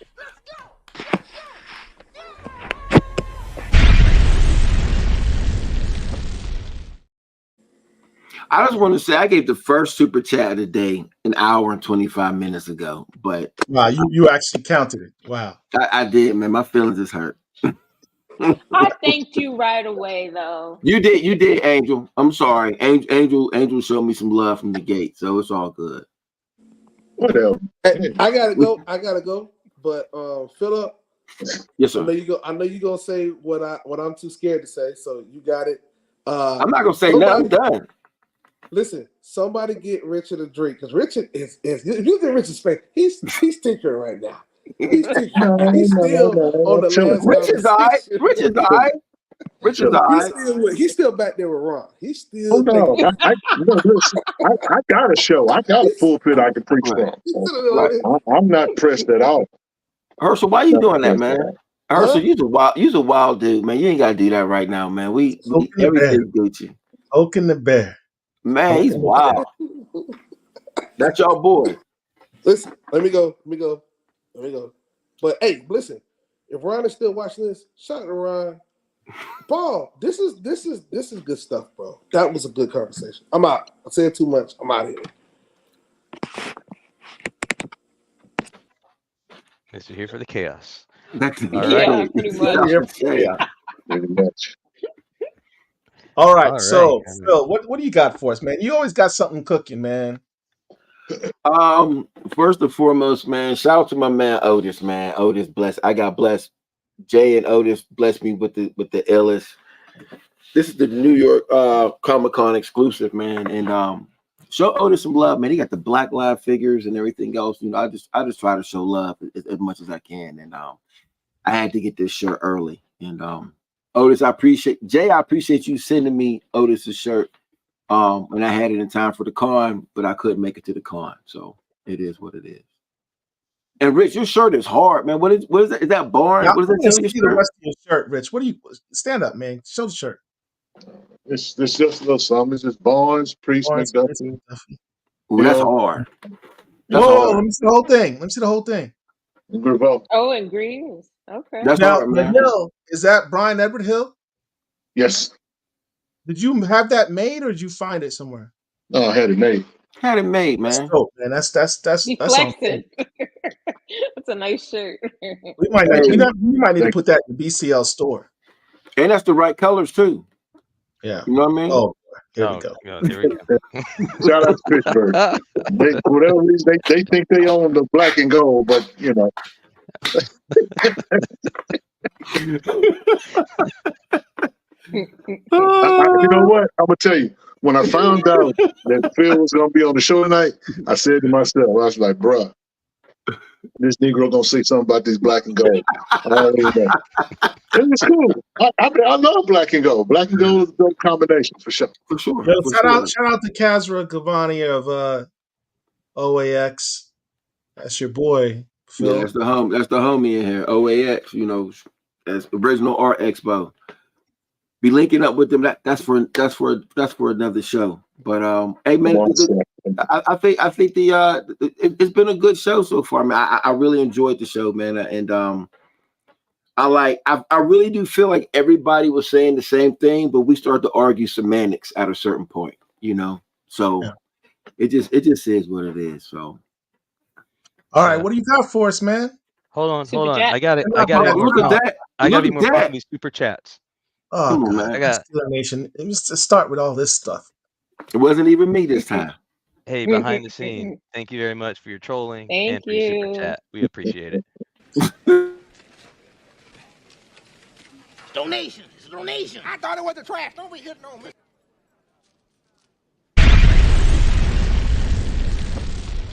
Thank you.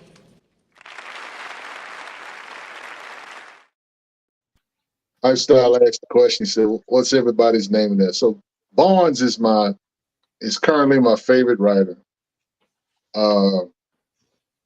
Christopher Priest, for probably, in my opinion, writing one of the dopest Black Panther story arc, which is The Client. One of. Huh? No, that is the best. I respectfully to all the other Black Panther writers, or whatever, I have yet to read something that tops The Client as far as a story arc. I said a story arc, not a one shot, a story arc. The Client is kind of flawless. So that's just my opinion. And of course, Dwayne McDuffie, for being the greatest Black comic writer, in my opinion, period. Brian Edward Hill, because I feel like if Rodney Barnes wasn't doing Philadelphia, he would probably be in the top spot, because that dude has done nothing but excellent stuff. Yep. His resume is pretty sick when you think about it. And of course, Kevin Greavy for creating and writing the best story in terms of Marvel created original character, Blue Marvel. You know what I'm saying? So I give him love for just doing that. A Black man creating a Black character at the biggest comic book company in the world. You know, so these are the guys that I love. I love, you know, I just could go on, but me as a fan, and this is basically, there's a company called Top 5, and you know, most people do, you know, things with, you know, like MCs or that kind of thing. Right. I wanted to do something with my favorite writers, and so, you know, it's I don't think this list will change. You know what I'm saying, to be honest with you. But, you know, Dwayne McDuffie, I don't think enough gets said about how dope he was. Yeah. I just don't think we can praise that dude enough. I mean, you know, somebody, Ronald brought up Alan Moore, who created, some people think is the greatest comic book ever, which is what? Watchmen? You know, but white quote unquote guys, they have their heroes, they have their favorites. Frank Miller, who wrote, you know, Born Again. That Daredevil story arc, incredible.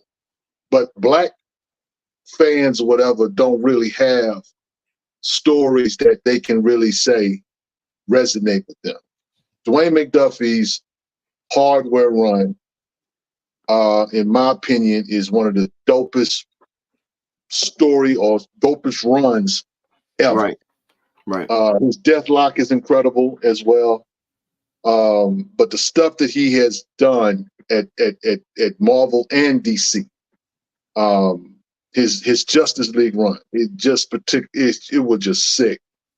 It was just sick. That dude, it hurts me that he's not here, because I just wonder what would have came down the pipe had he lived.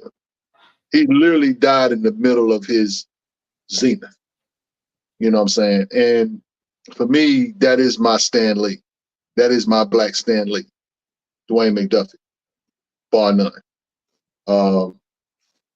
You know, I might do one for artists, but these are my favorite writers.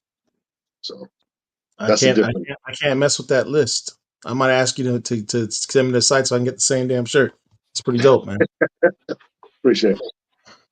All right, Phil. Yes, take sir. that thing off your head, bro. Take that.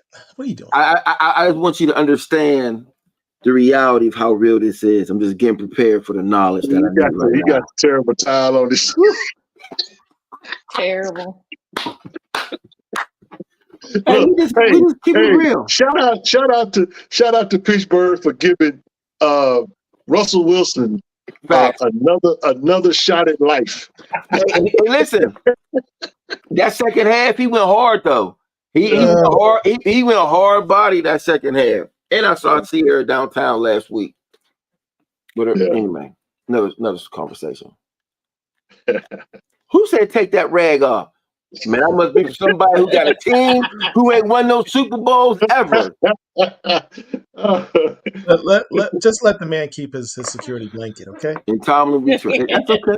That's okay. How many Super Bowls your team got, Paul? We got like one. Wow, that's crazy. I don't even know what that looked like. That's funny. Anyway, come on, get on with it, Phil. You got to say, man.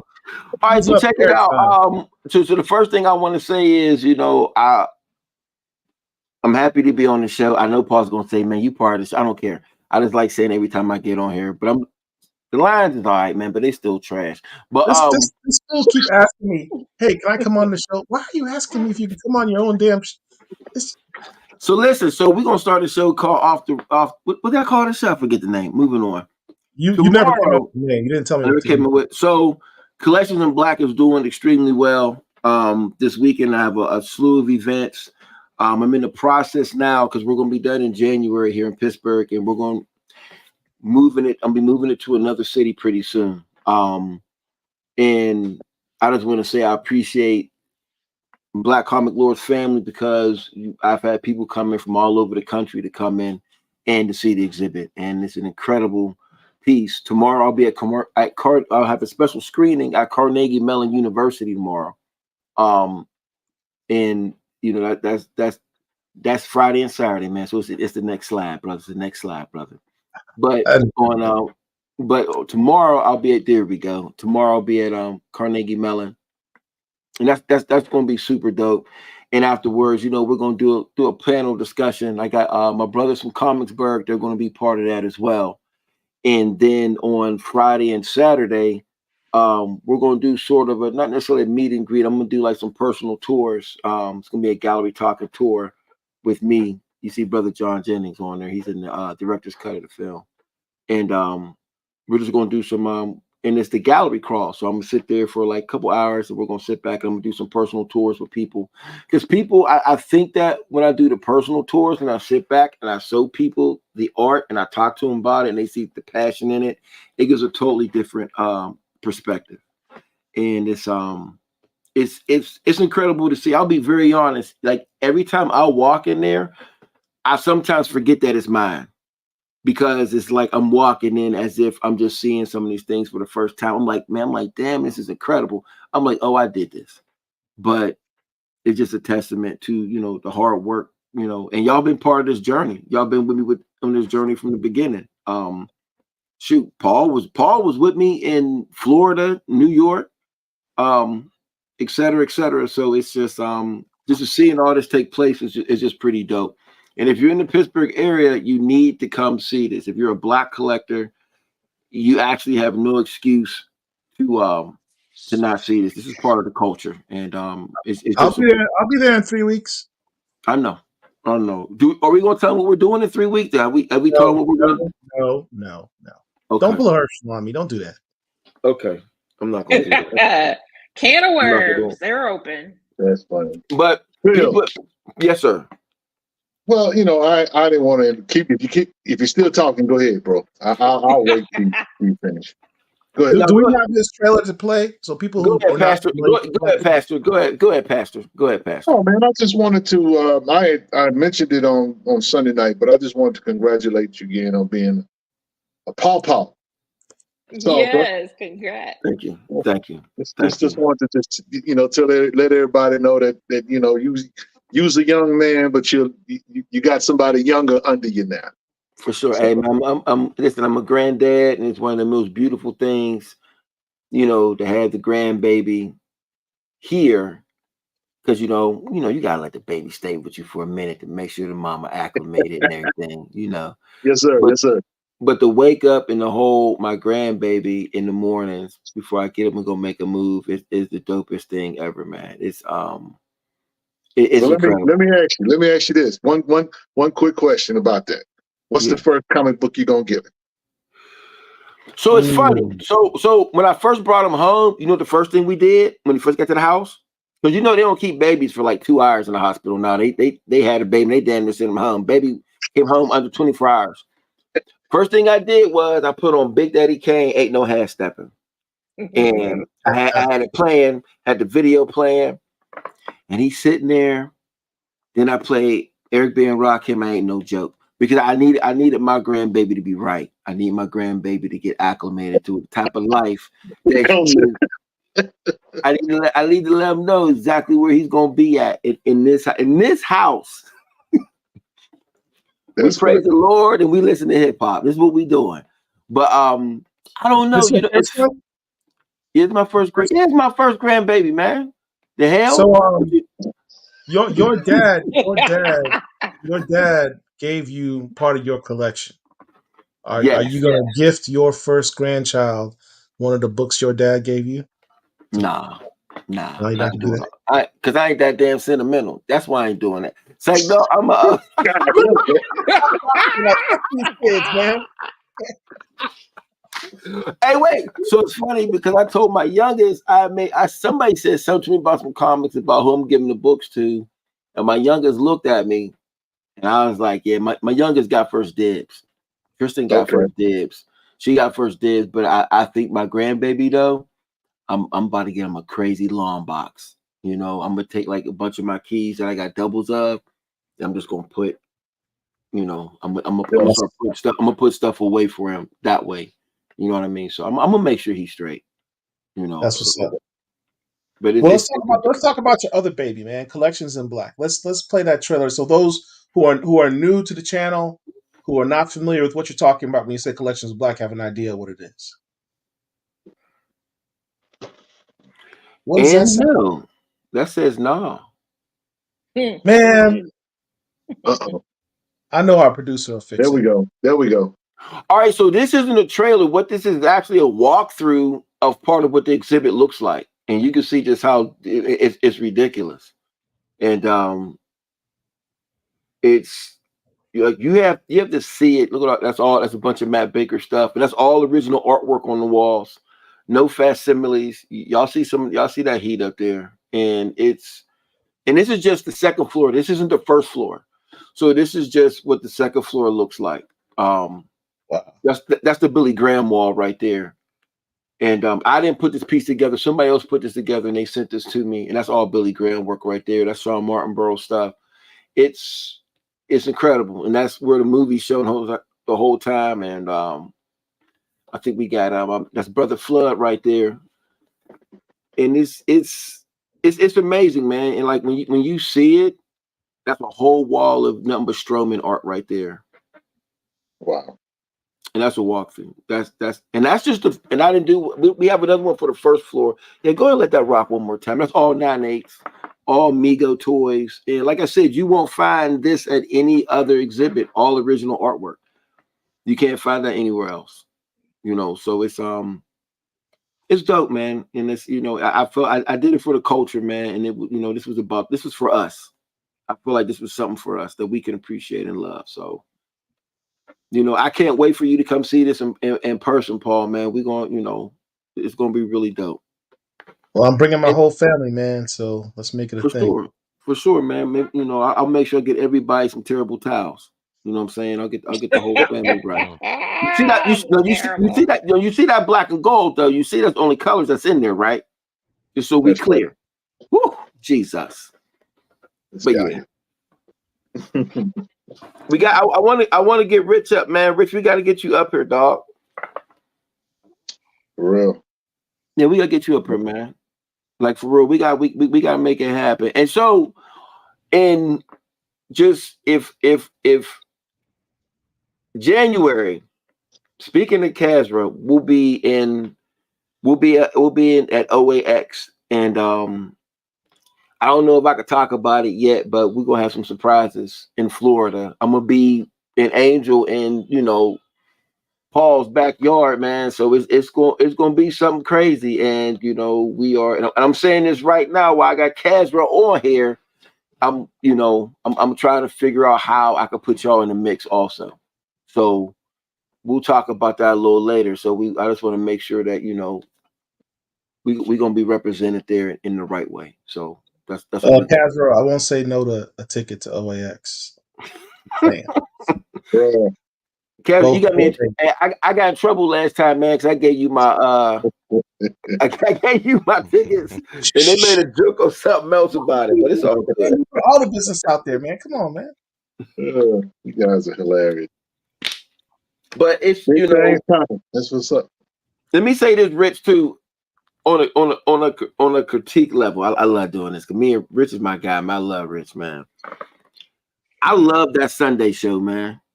I love the Sunday show. I was telling Paul today, was it today?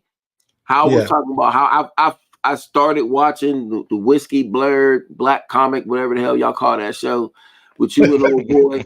He needs a light though, because it's like he be recording in the corner. But I'd be like, he recording on a Galaxy 3 fan. Wow. I can't even call it because But I would say this.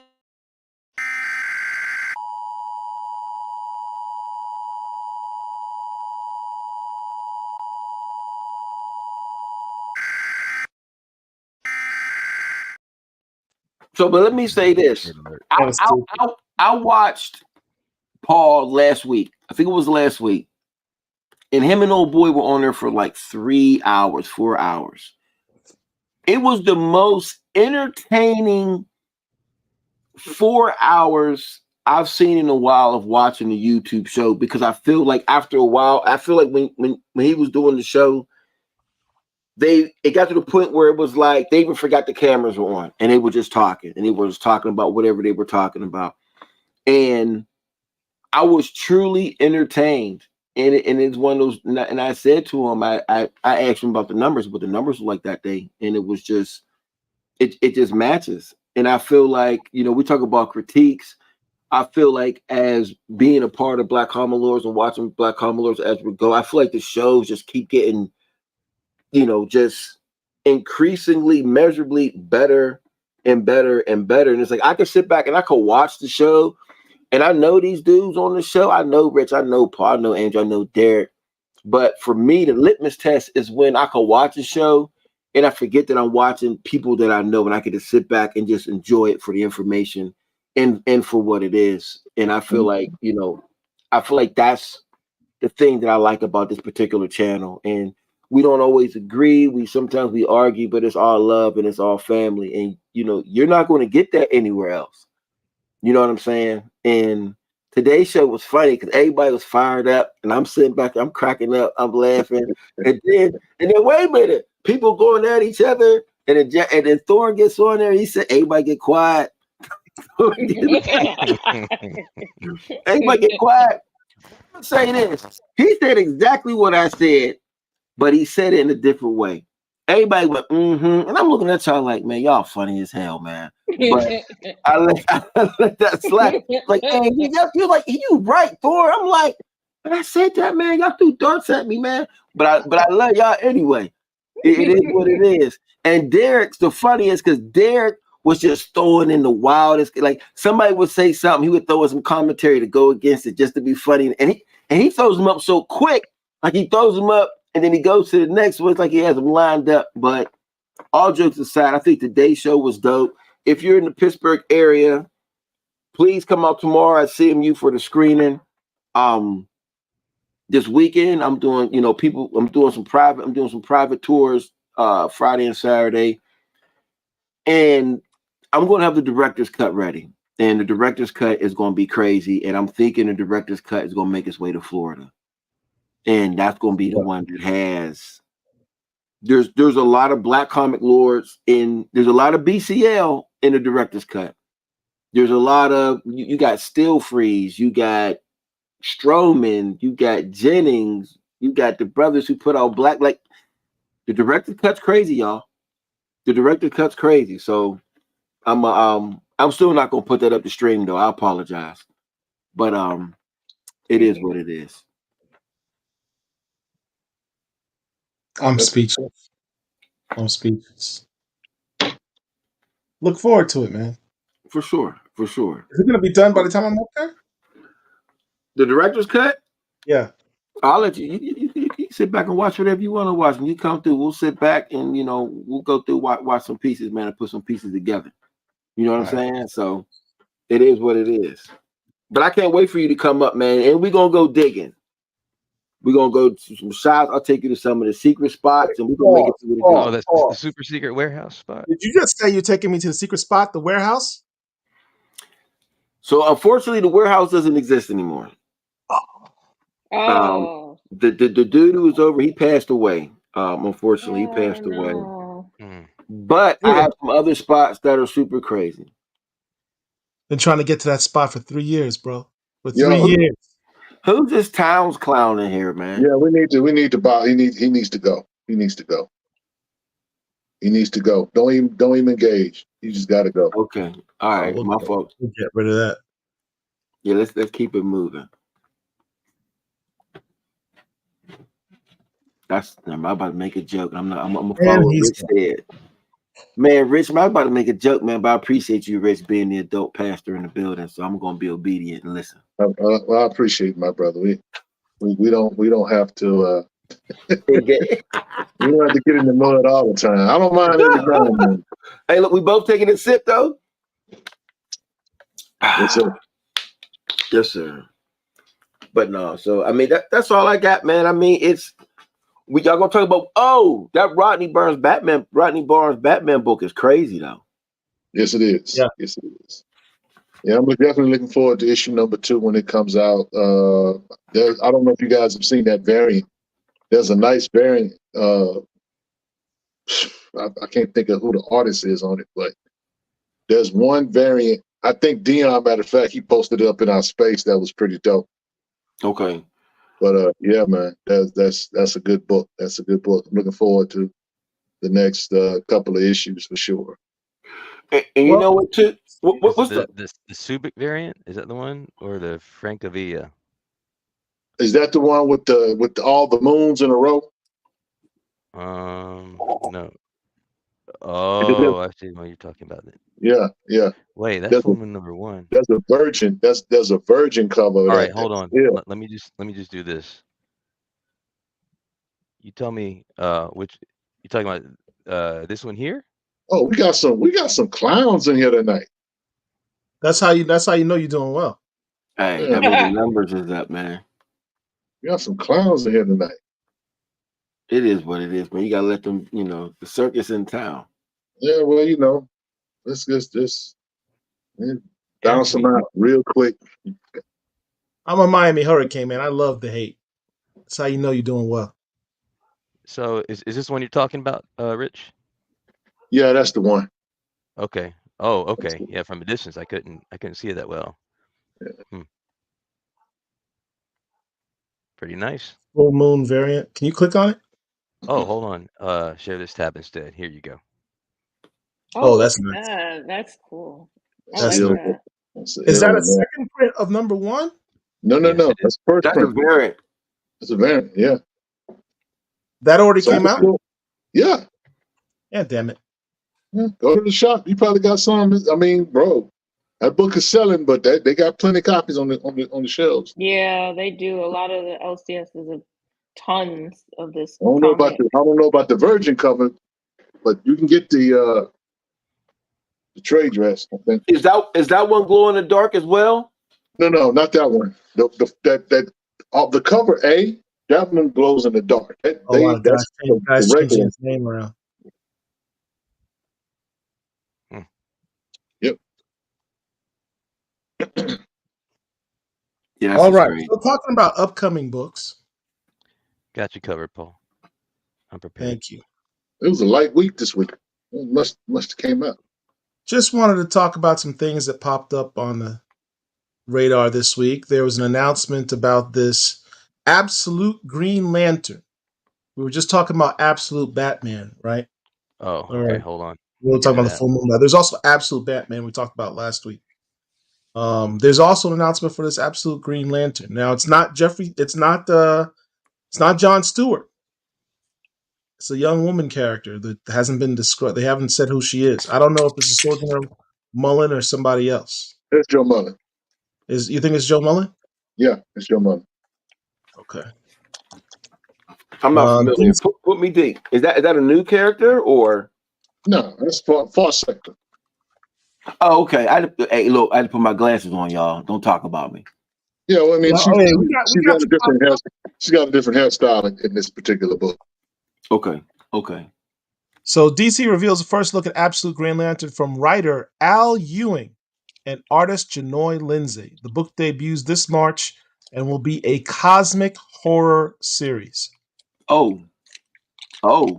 There ain't nothing about that sentence that I find bad. Nope.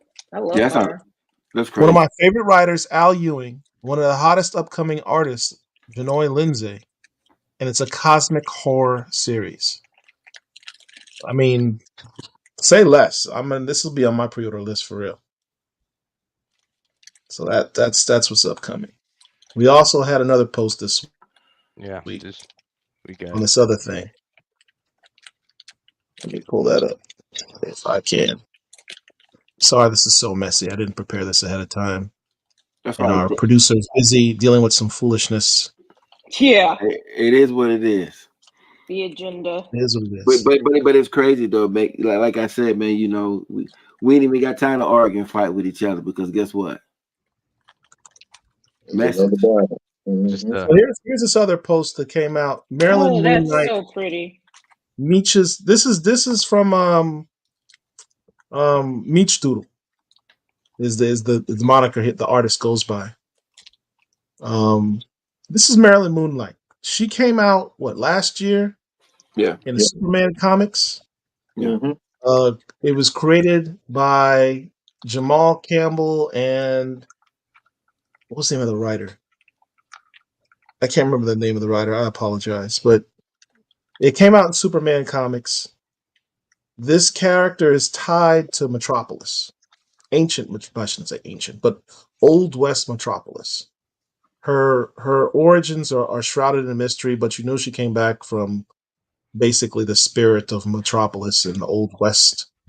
Joshua Williamson. Thank you. That's Richard's boy. She has disappeared since then.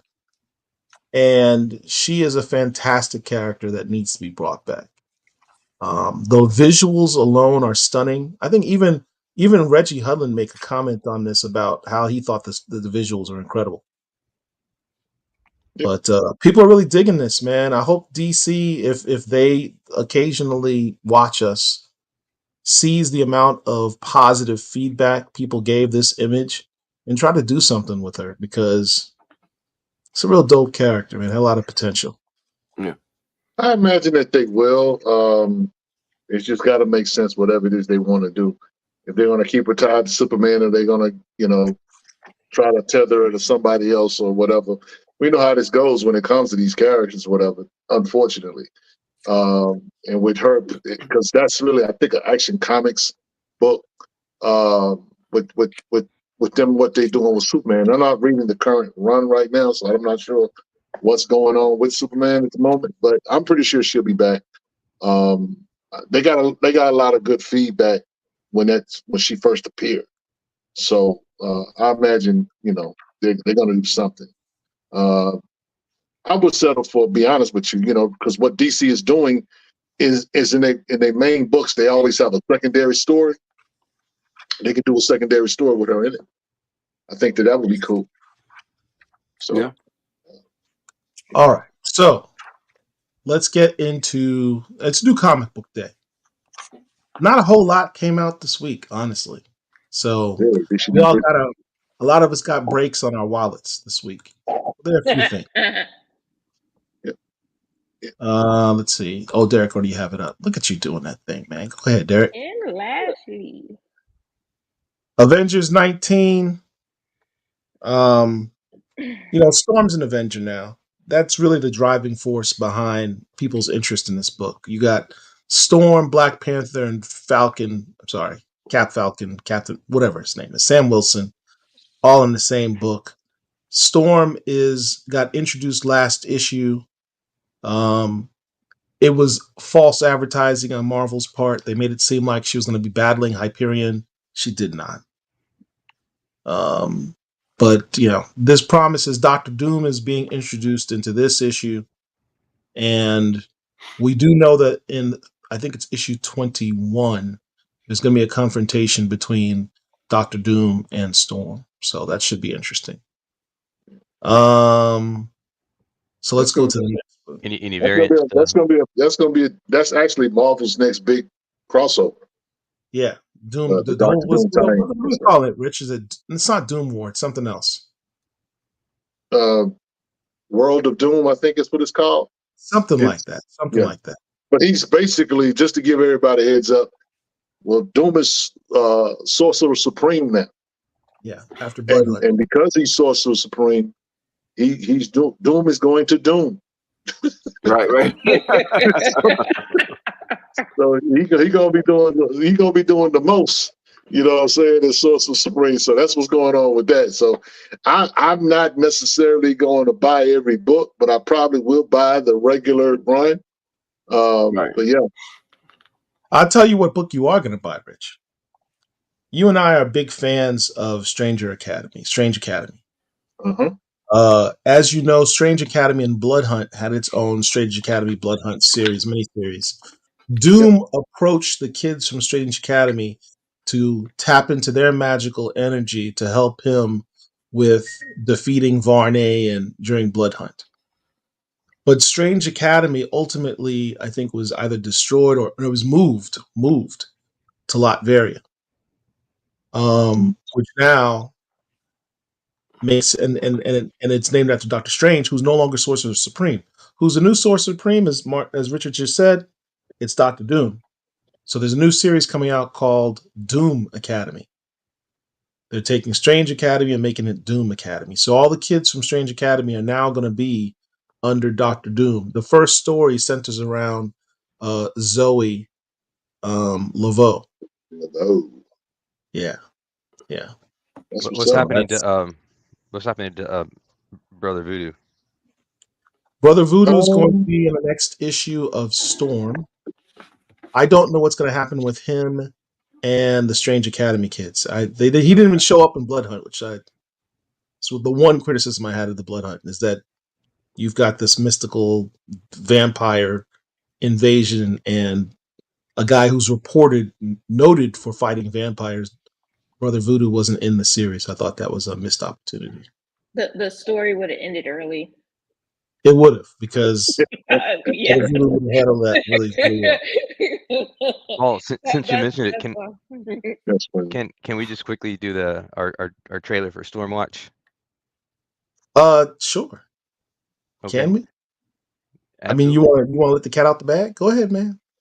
Well, I mean, we've This got is our monthly show. Look, to your credit, you've spent this entire episode 2 hours in, and you When does haven't. when does the next book come out? November 2nd, I think, something like that. Oh, that's next week.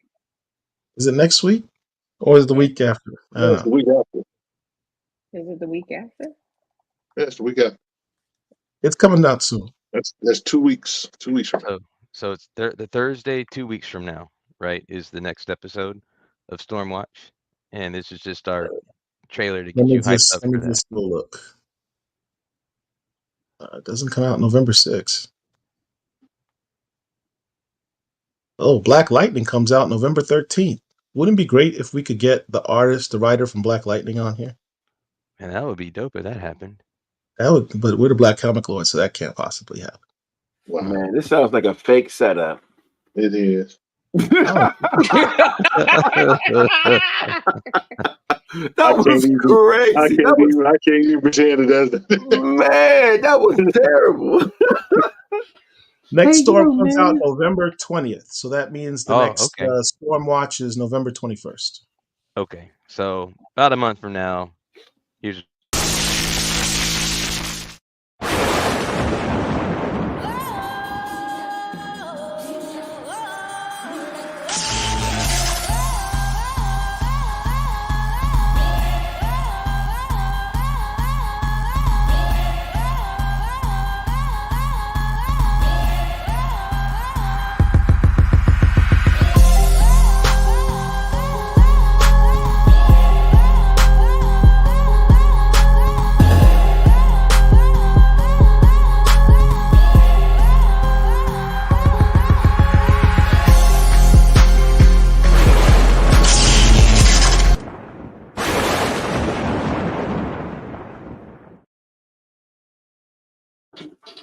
I don't know what company Derek is hiring to do these intros, but they're fire. So you know what's dope though is my last 2 commissioned pieces of art have all been Storm pieces. I've all been Storm pieces, and I for whatever reason, I'm on a Storm kick right now. It's a good time to do it because I'm on a Storm kick. Yeah. Speaking of Storm, those Marcus Williams, was that Marcus Williams who did the Storm pieces? Yeah, he was doing original art. He was selling. Man, if anybody is looking for original pieces, if he still has some on his Instagram, please buy them. They are incredible. The prices are not crazy either. Just do yourself a favor if you want to dip your toes in original art. And Marcus Williams is, in my opinion, his pen and pencil work is A class. Like he's unbelievable. If you get a chance to see that work, consider buying those pieces, man. They're beautiful pieces. I'm not sure if he has any left or how many he has left, but those original pieces on Marcus Williams' Instagram page are incredible pieces and dope pieces to have. And I'm not getting paid to say that. I'm just saying that, man. I'm just trying to get people. Don't miss out. If he's got any left, don't miss out. Grab them. As I said before, there wasn't a whole lot of other books that came out this week. But to just sort of scroll through those, there's that Blade, which we're going to talk about 1 second. Convert. I read the first issues of the Convert. Robinson Crusoe in Space. If you dig that, you should like it. I don't know anything about the Sacred Damned book. It just came out today. What book was that again? Say it again. The Sacred Damned. Okay. I think it's a cult book. Let me see. Not much about it. It's a Muslim John Constantine, is how they're describing it. A new type of exorcist re-examining modern horror for fans of the Department of Truth in Philadelphia. That's the genre it's being likened to. Well, y'all tell me about it. Y'all tell me about it. 'Cause I ain't going. Which is like I'm not exceeding my budget. I'm not gambling on that. Y'all have somebody gonna tell me about it. It's 40 pages for $3.99. That's not too bad, Rich. That's not a gamble. Yeah, Rich, $4, man, for 40 pages. That's a steal. Yeah, that sounds like something you're gonna tell me about. That's what that sounds like. And see, people, that was a critique without him even looking at the book. And this is what we do here at Black Comic Lords. You That's gotta right. Don't say we don't critique the books. Like I'm gonna critique the Moon Man #5 right now. Moon Man is a fantastically written book, but the artwork is distracting. It's busy. It's definitely an acquired taste. It's not the best art, but I think it's cool for what it is. And Kid Cudi is kind of like he's not gonna say he's the weirdo, but he's kind of out there. Wow. So, it's not terrible. Cudi, listen, I don't know that guy personally. I just know he's done some stuff that is I've just scratched my head. And again, his book is good, but that art is kind of far out. You know what I'm saying? It's trippy. So that's what I mean by when I say that. Hold on, Angel. I know you're showing a close up. Let me get into that. Okay. So he has like really sharp lines instead of, a lot of artists will blend their structures like facially, but it's really akin to like stonework. Move a bit more to your left. There you go. The colors are really vibrant. Yeah. So the color palette changes quite drastically. So like here is like rainbow and blues, but then you immediately go to purples because it's flowing with emotion, which a lot of comic stories don't do. So I appreciate the artistic merit. Right. Like here, now we're in oranges and blues because it's a different person, different mood. It's chaotic. It's chaotic. I don't think no, it's for real. Chaotic. It's when it's literally when you turn the page, like you say, it's something completely different. Your eyes have just got through looking at these blues and these greens, and now he hitting you with all this orange or whatever. It's Well, no, it has a method to it. Like if you follow when the character changes, the colors is going with the mood with the character. So that's why it's so dramatic. Like how this is the same character and it's flowing with that same color. One person is dramatic, another person is chaotic. And then now we're at pales of greens and tans because it's a different person now in the story. He does a number on your eyeballs. I'll just say it.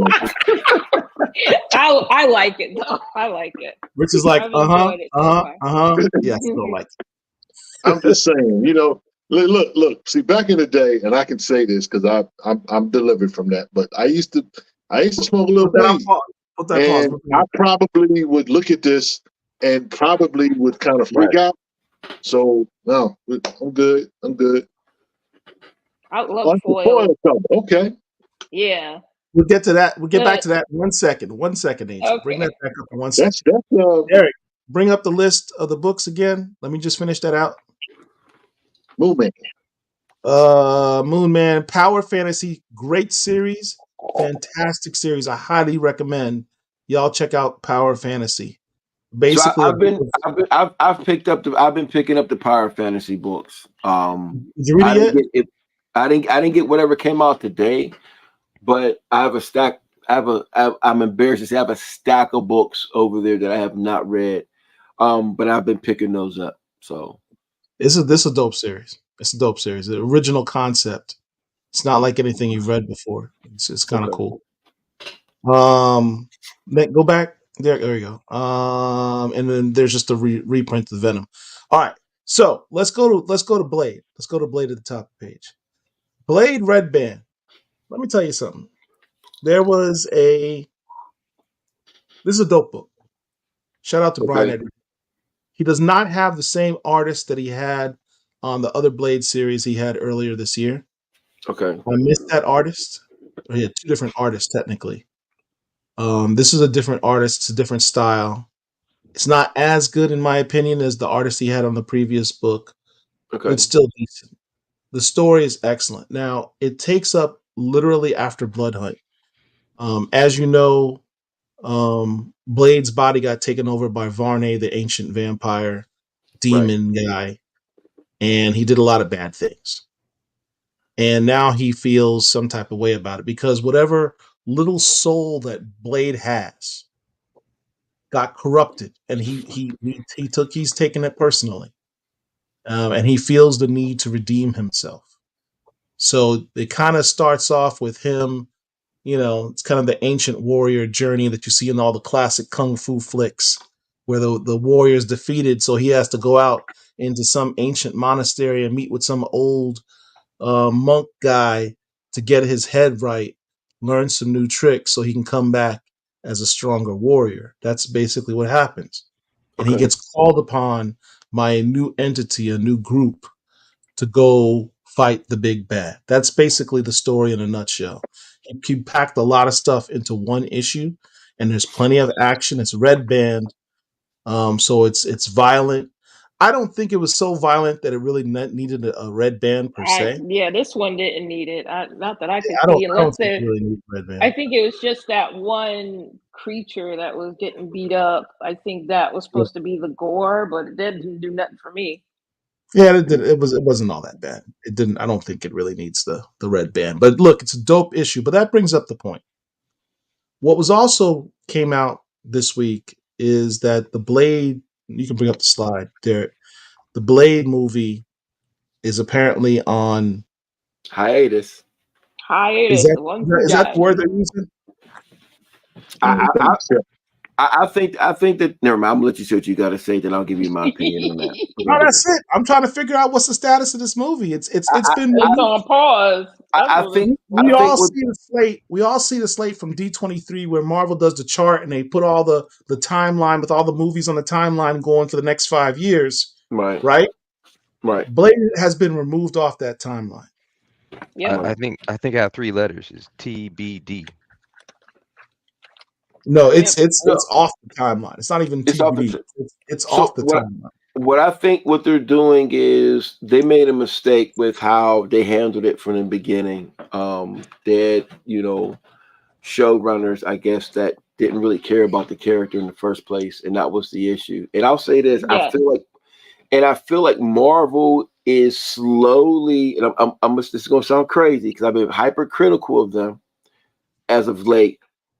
I think that Marvel is slowly trying to right the ship and get back to what made people fall in love with them in the beginning. Because for a while, they were trying to check off every box and please everybody, besides for the fans, what made them dope in the beginning. I feel that what they're going to do is they're going to do the whole ensemble thing. They're going to do the Midnight Suns makes sense.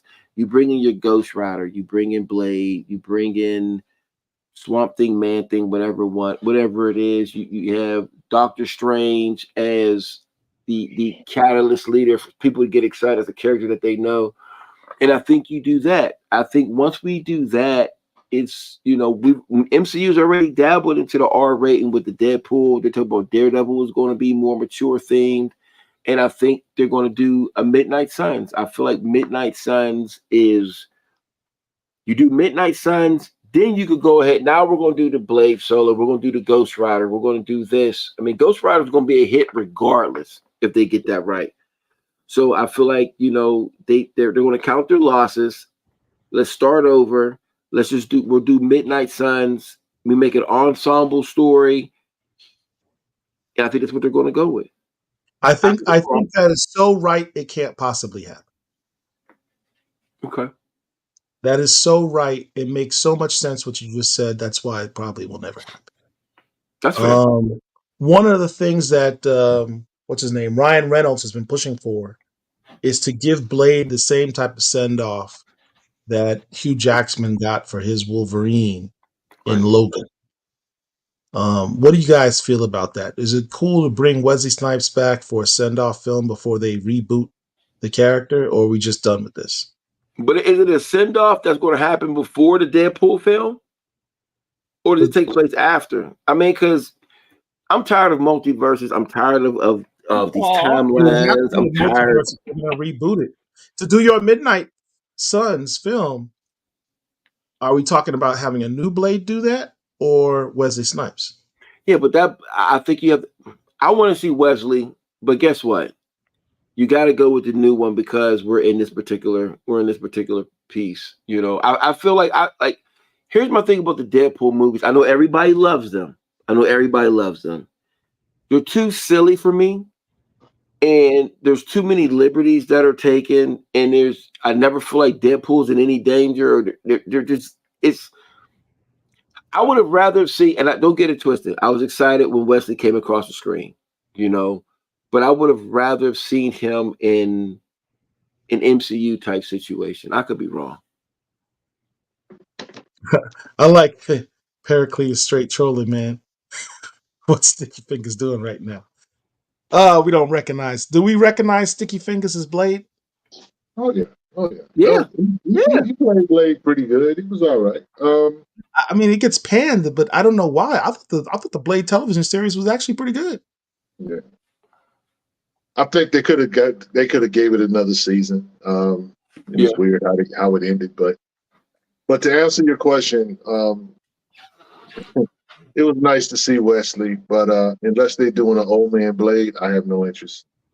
That's the idea. Ryan Reynolds is like, we should do an old man Blade like they did Logan. Logan was an old man Wolverine. Should Blade get an old man old man Blade movie that's his send off? They kill him or whatever they do. Well, and the problem would be, here's the problem with it. The problem would be how much martial arts could he do at this point? Because you don't want it to be goofy. I mean, you know what I'm saying? You know, Wesley Snipes is a martial artist, and he, you know, probably prides himself on his ability to do martial arts, but he can't do what he did back in what was that? 30 years ago. 98? Yeah. So you're not going to get that. So he would have to rely a lot on stuntmen and that kind of thing to do those type things for it to quote unquote make sense, in my opinion. Now, as far as Blade goes, you know, the Midnight Suns thing, that would be kind of cool if that's what they're going to do. I would be okay with that. However, you've been promising us this movie for the longest. You finally recognize that, you know what, our process handling this character and this actor has been trash. So we're just going to take it all the way off the docket. And basically what they did was they freed up Mahershala Ali to go and do other projects until they get their stuff together. Right. You know what I'm saying? Because he probably still wants to do it, but he's probably looking at them, you know, real goofy. It's like, of all the characters that should be easy to write and do, this is a no-brainer. Right. So for them to have problems, go ahead. I was going to say to what you just said, particularly when you got Brian Edward Hill writing a script for Blade every month in these books that he's doing. Mm-hmm. Those are like it's a mini movie. Yeah. I mean, you know, again, that's the difference. You know, Marvel Studios is running the show, not Marvel Comics. And again, I don't think that Brian Hill is really getting a lot of direction from Marvel. I think he's writing a dope story because he's literally doing what he wants to do for the character. I don't see Marvel's fingers on the Blade book at all. You know what I'm saying? You know how you look at certain things with them, like, you know what? That's a nod. That's a nod to this or that, the third. I just don't see that. So for me, they can't. And I'll be honest with you, I'm done. And I've said this. I'm done with the MCU. Yeah. I do not care about the MCU. I don't care about Secret Wars. I don't care about the Doom War, whatever, Doomsday, or whatever it is that they're gonna do. I'm gonna go see the movies, but I literally have no care about the MCU at all. They have messed this up so bad to where it's like, okay, if they get it right, fine. But am I going to go to the theater and expect to be thrilled and all that? No. No big just not, you know what I'm saying? big cup of popcorn and soda water, as you say. I mean, I'm gonna do that. I'm gonna sneak in. I'm gonna sneak in a 2-piece, you know, with a couple. I'm gonna do that. You know what I'm saying? That's mandatory. But I'm just not really into what it is that they're doing. Right. They didn't do any. They didn't announce anything, you know, at New York Comic Con that was just like, oh, wait, great. The only thing we got out of New York Comic Con that was quote unquote newsworthy was, oh yeah, by the way, we're gonna cancel Moon Girl. And not that I care or whatever, but you know, if somebody like yourself, Paul, has a daughter who likes Moon Girl, they got nothing to watch now. They got to rewatch what they've done. You know what I'm saying? Because they feel like they just couldn't do another season or whatever. I don't know, but nothing really, you know, ranks when it comes to. I mean, it's just such a mess. I want them to reboot it and restart, hit the reset button and all that good stuff. Now, I am intrigued for the Fantastic Four movie. But I'll be honest, this third time is a charm. This will be the third time that they've attempted to do a Fantastic Four. If they fail at this, just make the Fantastic Four animation and leave it alone. Right. So, you know, I just do not have any confidence in Marvel Studios. That has waned a whole lot, you know what I'm saying, for me. I don't know. I mean, I'm looking forward. Don't think I'm looking forward to. I am looking forward to the Daredevil Born Again series. Right. As long as they don't mess that up. As long as they don't mess that up. Long as that's that part, Phil. Long as they don't mess that up. But something tells me I don't want the Daredevil that was in She-Hulk. That was ridiculous. Hopefully they tell, you know, hopefully they tell the story from the comics. If they tell that story, it should be fire. Right. You know, but who knows, man? I just don't have any confidence. I'm like, bring James Gunn stuff on. That's what I'm interested in at this point. Wow. That was crazy. The James Gunn statement was crazy. Man, I mean, look, see, here's the thing, Phil. We have had 10 years of excellence. For sure. Then it went off a cliff. They tried to sell us on Ant-Man, Quantumania. They tried to sell us on Thor. What was the last? Thor, Love and Thunder. They tried to sell us on Doctor Strange and the Multiverse of Madness. Wait. That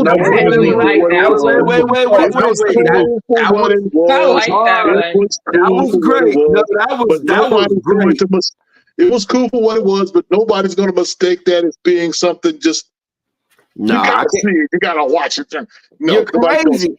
I disagree with you on that one, but I got you on that one. Keep going. You can add 4 more movies. I was just gonna say though. I mean, ain't y'all tired of looking at that white woman, Scarlet Witch? Ain't y'all tired of looking at her? Yeah, that's why she died. It's a great story. It's a great. Keep going. No, I was just gonna say that, you know what I'm saying? They haven't done anything really outside of that. What's the last good Marvel movie other than maybe the Deadpool Wolverine, which I know you don't really too much care for, but what's the last good movie that they had? Doctor Strange. And how long ago that was? No, I'm agreeing with you. The Marvel was ridiculously terrible. That's been a minute. So, you know, and then shout out to all the Black Panther fans. Man, don't start. You I gotta say it, Phil. What's the damn disclaimer? Marvel is the only company.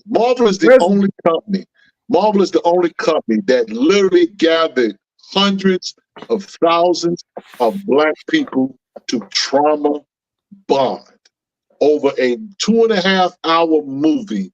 Funeral service. 2 funerals. We literally, that's what that was. That was trauma bonding. It was a $3 billion. It was a $2.5 billion Well, how much did they spend on the movie? Failure. $270 million. I liked it. I liked it too, Angel. But I mean, I feel like it was a good movie. I just didn't like it. I didn't like it. I didn't think it was good, man. I didn't like it at all. I'm not gonna play with y'all on this one. You know, but like I said, I will say it like this, Phil. Just take Black Panther, just take the Black Panther mantle off of it, or the title off of it, and just watch it. But just kind of like what it. You see this chick, her name just happened to be Shuri, right? And she. Rich. Let me say this. I know, Rich, since you started, you know, I go on a tangent about this film. I think Coogler is a very good director. I think he's a great director. I just don't think he's a good superhero director. That's just my opinion. My issue with the film is the action scenes were whack. Besides for the fight on the bridge, the scenes where the town's being flooded looked like they were at Disneyland. It looked like they were at SeaWorld. I was waiting for Shamu to jump out and shit. I'm like, man, there was no tension. There's no tension in the film. For me, and the thing is, I was supposed to drive to Memphis the day before. I said, nope, I'm not missing this. I'm not going to be driving down for 13 hours wondering what's happening. I postponed my trip for a day for homecoming, cuz, to watch this. And I sat in the car, I drove after the movie. I was so hot. I was steaming in the car. I'm like, I can't believe I waited all this time to see this bullshit. Like, I was mad. And Submariner doesn't even say Imperious Rex to the end. Then he says it in a foreign language, and he says it like what? Yeah. Man, listen. It was. I got one more. I got one more, Rich, and I'm done. We're being honest, and y'all can call me whatever you want to call me. My exhibit is called Collections in Blacks. I have nothing against Black folks. I'm pro this, etc. So let's not go there. But we can get so busy trying to tell this particular narrative that it doesn't suit the story. T'Challa was an Avenger. T'Challa was an Avenger. We didn't have not one Avenger show up to his funeral, right? Which is ridiculous. And another thing, this guy, all of a sudden he's sick, and we both said weeks before, I did not want to see Chadwick Boseman's funeral on screen. This is what this was. This is all it was. I'm starting, man. We growing. It's late. If you on, this is like BT Uncut. This is Black Comics Little Uncut. BT Uncut. So listen. Here's my thing. Let me ask you this. And we talk about critiquing, and we talk about critiquing the ending. We talking about everybody gets critiqued. Some people don't like me, but that doesn't mean they ain't got good taste. But let me say this.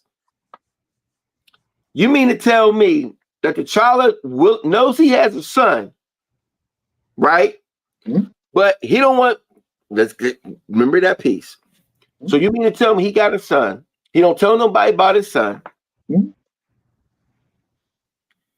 don't tell nobody about his son. And he's sick. He don't tell nobody he's sick.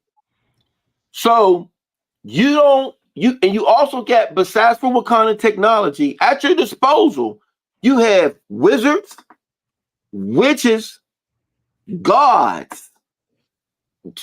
Some of the most intelligent people in you got Stark technology, you got Bruce Banner, you got all these things that can help you to save your life. You can get frozen like y'all froze the Winter Soldier, but instead, you ain't gonna tell nobody for whatever reason.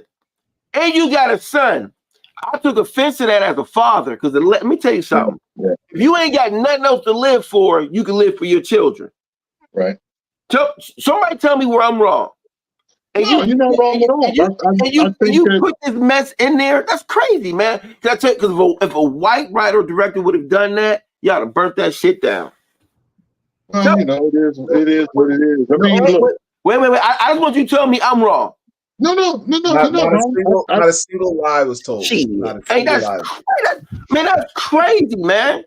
But that's again, crazy. But here's the thing about that. They show insanity. They show insanity. We're supposed to be like, oh, look at the little black boy. I'm whatever the hell.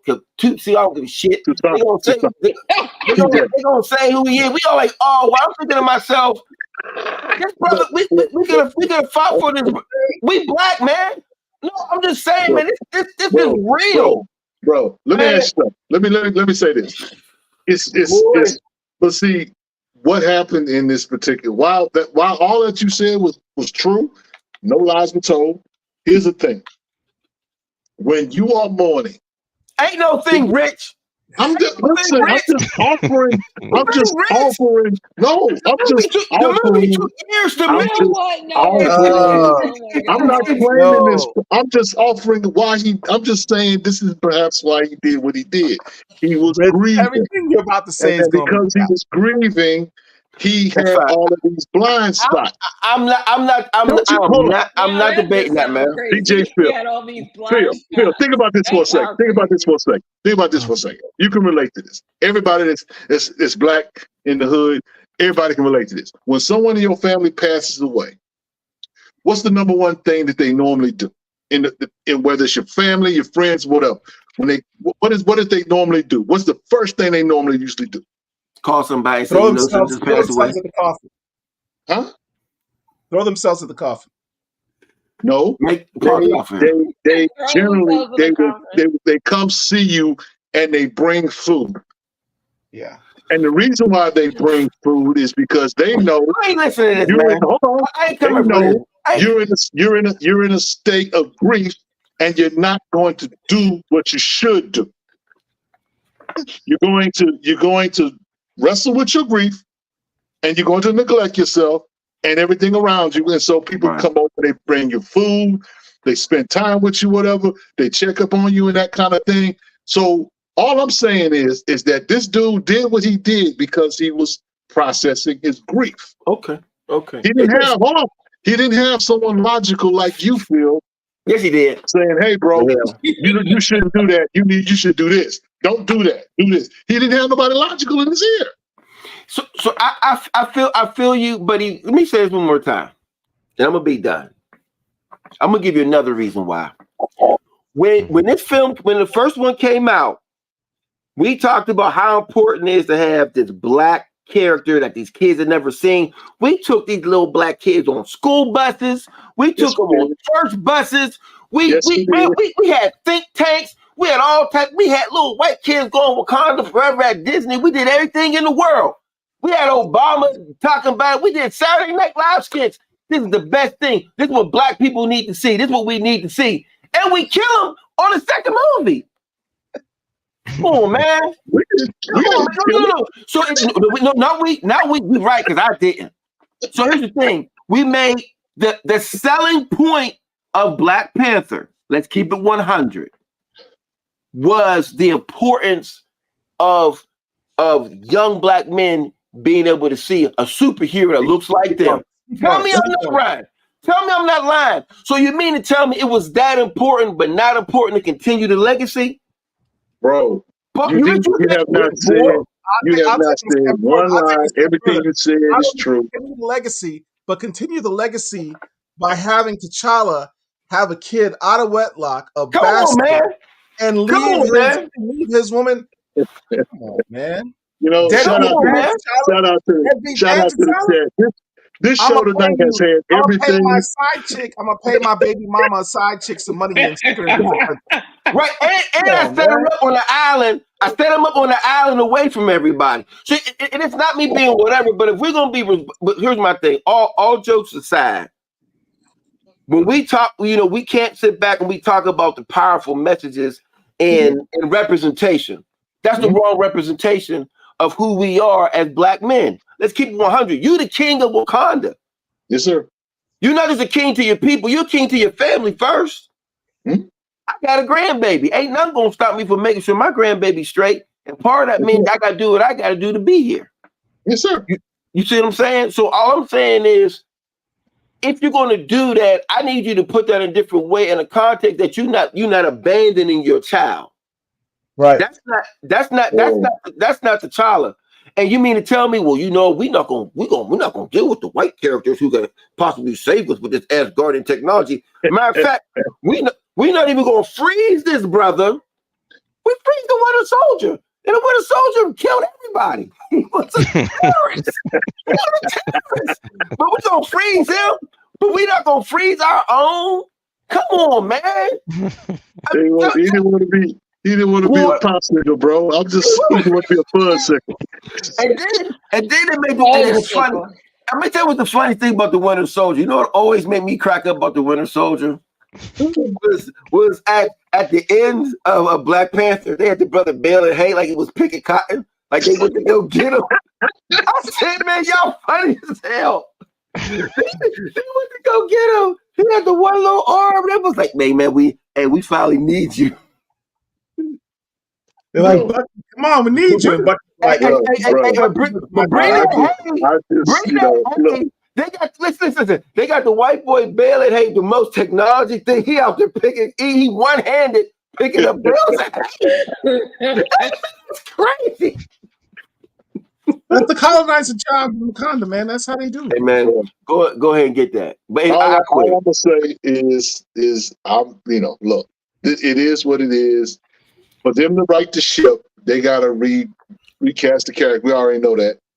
But to me, that's the most. To me, I'm done with the MCU until really they do that. I'm gonna go watch movies and that kind of thing or whatever. But I'm really not vested in the MCU until they bring that character back. When they recast him finally, then I'll be excited to see where it goes, and I'll be willing to have a conversation about, well, they need to do this or they should do that. Because here's the thing. How, and I ask you this here, Paul, when they bring him back, when they do recast the character, what story do you think they're going to tell? What story they're going to take to bring him back? No, what story are they going to tell when they bring him back? He's not going to be the same one, though. It's going to be from an incursion. If they're doing it from the incursion from Secret Wars and they reboot the entire thing, I want them to start all the way from scratch, go all the way back to the beginning. I want Jungle Act. I want Fantastic Four 52. They're not doing that. Now, let me ask you this: Is it possible that he may show up in Fantastic Four? Because they're going back to the 60s. It's supposed to be a 60s theme type movie. Yeah, I don't. You know what, Rich? I'm going to say no, but you might be on. I never thought of that because what if the situation where he's actually with them and comes up here or whatever? Like that could be. That could be. I hear what you're saying, Rich, but I can't believe that because that would give me too much hope, and I don't want my hope to be dashed. Just like my midnight sun theory. I'm still burned on how Dr. Voodoo did not show up in Multiverse of Madness. I already explained that. Yeah, man, we passed that, man. We ain't worried about anybody worry about that but you. You know what? It's time to go. It's time to go. It's time to go. This show tonight has had everything.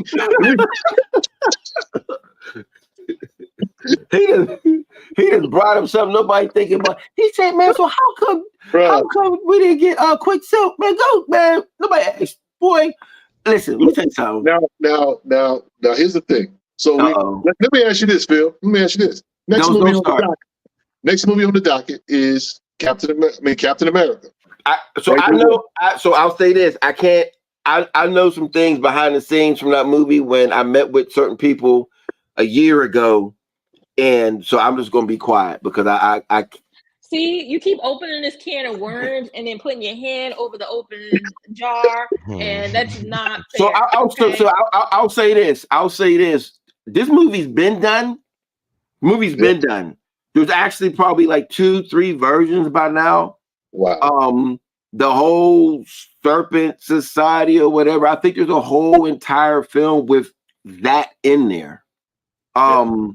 I know somebody that worked on the film, but they actually worked on another film and he did all the effects on. And I had a conversation with him and I just asked him, and this was before the Red Hulk announcement and all this other type of stuff. And we had a deep conversation about it. And I asked this person about the film. I'm not saying who it is, so I'm not throwing him under the bus or anything like that. And like super legitimate, and he just gave me this look like, and this is before the tester. So, and I think the problem was when you go into a movie and you start to make all these different changes. Yep, you didn't have a good movie. It's you don't have a good movie, But then also it could be sometimes you may have had a good movie, but you come in and you're like when I watch these movies and the movies are done, and they're like, hey, we just casted such and such as whomever. The movie come out in 3 months. How you just cast somebody? Right. When the movie's shot, edited, scored, and now you're in promotions. I mean, because remember, like over a year ago, they were already set to put out the Captain America, Falcon, McDonald's toys. They were already done. You know, then you bring what's his name in, and now it's just I don't know what they're going to do. You know, I just don't want to see, like, for instance, Winter Soldier is one of my favorite characters within MCU, and I was so hyped for the Falcon Winter Soldier series. But when I heard that they had cut so much out and they did all this cut and paste, I just that series, what we saw is not what the original series was, because it was about, you know, dealing with what chemical warfare, and then COVID came out, so they cut so much stuff. And I'm just worried that with the Captain America film, I'm sure there's going to be really dope scenes. I'm sure there's going to be some really dope stuff. But I'm just worried that, you know, they may have changed too much. And they said when they did the screening for it that it just did not test well whatsoever. Like, people were just like, ooh. But my question about that is, first of all, it's Black Captain America, okay? And this is an original character that they made a legacy character. Mm-hmm. So should we invest and should we even care about this character? Nope. It's temporary representation. As soon as they are ready to reboot the universe, Steve Rogers will be back in a different actor. Well, don't get emotionally invested. Steve Rogers is coming back in the Doctor Doom movie as Captain Hydra, but that's a whole nother conversation. Bro, they can't. Let me tell you something. They cannot let that come out, bro. I cannot see if they make Captain America Hydra. If they do that line, that story, I am definitely done. Yeah, I think it's going to be with I think Doctor Doom is going to have a whole series of some of these other characters, and they'll be like the evil doppelgangers version. It's going. I don't know. You feel what I'm saying? Yeah. I understand. So, you know what, Angel, you said it right. It's just messy. I want Captain America in the new movie to be good. I think the Thunderbolts actually looks good. I don't know how they're gonna fight Sentry, because he could beat them all within 2 seconds. It doesn't make any sense. They're gonna try. They're gonna give it a try. What's Black Widow gonna do? She gonna like jump on his neck and do the little spin thing? Like, I'm like, y'all ain't got one powered hero in there. Y'all gonna fight Sentry? Yeah, okay. That is kind of crazy when you think about it. They revealed in the comic books that Black Widow did get the serum though, because what is that gonna do? This is Sentry. Sentry's like a Superman level. He's Marvel Superman. Yeah, right. Yeah, yes, he's Marvel Superman. Who wins in a fight, Captain America or Superman? Depends on who's writing. Depends on who's writing. What? I don't think in any writer. Listen, Rodney Barnes is my favorite writer, but even I tell Rodney to his face, bro, you cannot let Superman lose in that. I mean, Superman lost the Batman. Unless he got a chain of kryptonite that hung around his neck, it's a wrap, bro. Man. All right. Super Soldier Serum, I don't know. It is late. I am tired. I have to go to work in the morning. Yes, absolutely. I want to thank everyone who watched this live with us. Thank all of y'all who've been rocking with us from day one. Thank all y'all who have just joined us. Please like this video. Like the video if you like what we're doing. Show us some love by doing that. Subscribe to the channel if you haven't subscribed to us. And share the video across your social medias. Until next time, we have been the Black Comic Lords. Shout out to Big Phil for dropping by. Appreciate you, bro. You're invited anytime. Well, you don't have to be invited. You put yourself on. Come back. Thank you for having me. I appreciate it. Anytime. So, Dr. Wizard, Black Comic Lords, we got you. Peace.